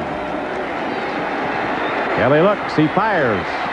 Broken up nicely. Coming up to make the play was Patrick Allen, the right cornerback. Burkett, the intended receiver, and now a very large third down arises. It'll be 3rd down and 2 for the Bills. That was great coverage by Patrick Allen. 1:25 to play. Burkett's got pretty darn good foot speed. You see, he pushes him off very good. Does an excellent job of pushing him off. Allen tries to keep contact, but watch him recover that little distance. Big D play for Houston, and now the Bills have it 3rd down and 2. Oilers lead 30-27. Quarterback draw. Kelly gets some time, fires, he's got an end. Harmon open field inside the 20. And Harmon gets out of bounds at the 18-yard line with 1:14 to play. What a game. Oilers are leading, but now they're under siege, are the Oiler defenders. 12-yard gain to Harmon. Richard Johnson finally makes the tackle. This is all Harmon. After he makes that catch, Don, I don't think he had enough for the first down. When he spun around, good protection. There's only a 4-man rush by Houston. Kelly steps up in that pocket. Now watch Harmon. Yeah, he had enough for the first down, but this is an excellent run on a missed tackle. Once again by Audrey McMillan. 1st and 10 for the Bills inside the 20-yard line of Houston. A throw over the middle and a catch down to the 10-yard line. Burkett comes off the flank. And Burkett is down to the 10-yard line. It is now, with the clock running down to a minute. The Bills call another timeout. They have 1 remaining as they try to get in the end zone. They were down by 10 points late in the 4th quarter, looking to get a touchdown, which would make them awfully tough to catch. And the Oiler defenders, worn out as is every player that's been on the field today. This has been a tough one, and it's not over yet. Patrick Allen, the man in coverage. A delay inside by Burkett. Burkett able to accelerate away from him. You see the Oilers there on one knee. Robert Lyles was over to the sideline talking to Jerry Glanville. Yeah, this Burkett's got some numbers, Trump. 7 catches, 115 yards. Kelly, 25 of 42, 283 yards. 2 touchdowns and 2 interceptions. They're going for 6 points now. They don't want the kicker out there. 1:02 to go in the game. They just soon have Scott Norwood out there for the extra point. Snap to Kelly. Here comes the rush. Here's a throw. Man's open. Touchdown, Buffalo. Ronnie Harmon. And Buffalo's rich stadium is in jubilation as the Bills somehow did it. The Oilers will have 57 seconds to do something when they get the ball. Don, that's the formation I was talking about. That's the one that's worked for Buffalo all day. Jeff Donaldson, the free safety, was the man in coverage. The other part of that pattern is Burkett running the little delay inside. This time, Kelly goes deep in the end zone for 6. The extra point, Trump, as you know, is critical. If Norwood makes it, it would mean the Oilers would have to go into the end zone. They couldn't tie the game with a field goal, but if it's somehow missed with their long-range kicker Zendejas and 57 seconds on the clock, Houston would have a chance to tie it with a long field goal and go to overtime. But that won't be the case. The extra point is good. The Bills somehow find a way down the stretch, and they take the lead 34-30. And now the Oilers will get it back with 7 ticks left on the clock. Great pass protection by Buffalo. Now watch what happens. Ronnie Harmon is lined up outside the left tackle, Wolford. You see the delay inside, and Harmon just beats Donaldson like a drum. Harmon now 7 catches, 72 yards, and that touchdown.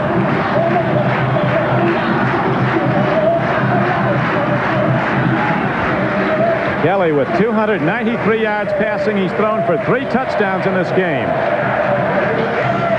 Harmon has caught 7. 7 receptions for Harmon. Burkett with over 115 yards in receptions for Buffalo.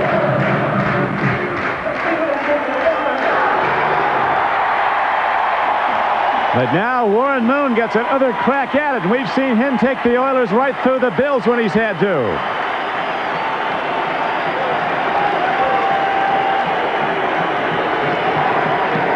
Warren Moon waiting on the sideline, keeping that right arm limber. He'll be a firing when he comes in. A high but short kickoff.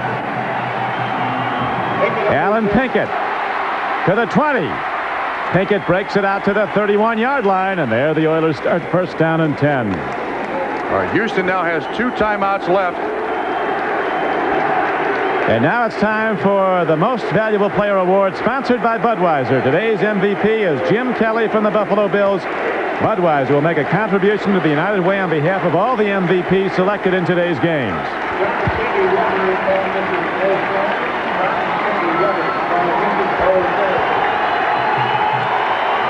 Here we go as the Oilers are ready to unleash their high-speed offense. The roar is deafening. The Bills fans standing and cheering, trying to disrupt Moon. Here's a throw and a catch. And down at the 39-yard line is Ernest Givens. Game clock a-ticking. Houston has 2 timeouts remaining, but they have to get into the end zone. A long field goal would be a point short. This is taking too much time. 30 seconds to go. 29 seconds as Warren Moon against the rush. Stands in, fires, intercepted by Pitts. Buffalo will win the game. Ronnie Pitts, whose dad is a coach for the Bills, intercepts Warren Moon. The Oilers' first turnover of the day seals the game for Buffalo.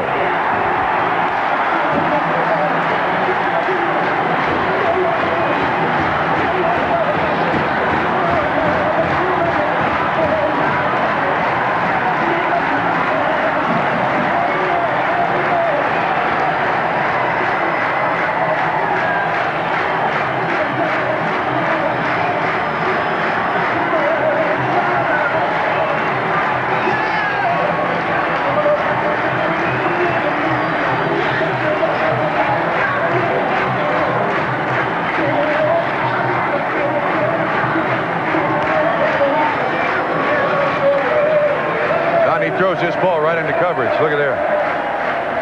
They were waiting back there for him, and Pitts just stepped up and lights out. Our producer today for NBC Sports has been David Stern. Our director, Brian Sheriff. The executive producer of NBC Sports is Michael Weissman. The coordinating producer of football, Ted Nathanson, is here at Buffalo. The Bills come from behind. Down by 10, they score 2 touchdowns late in the fourth quarter and win their first game of the season 34-30 over the Houston Oilers in what was really a sensational football.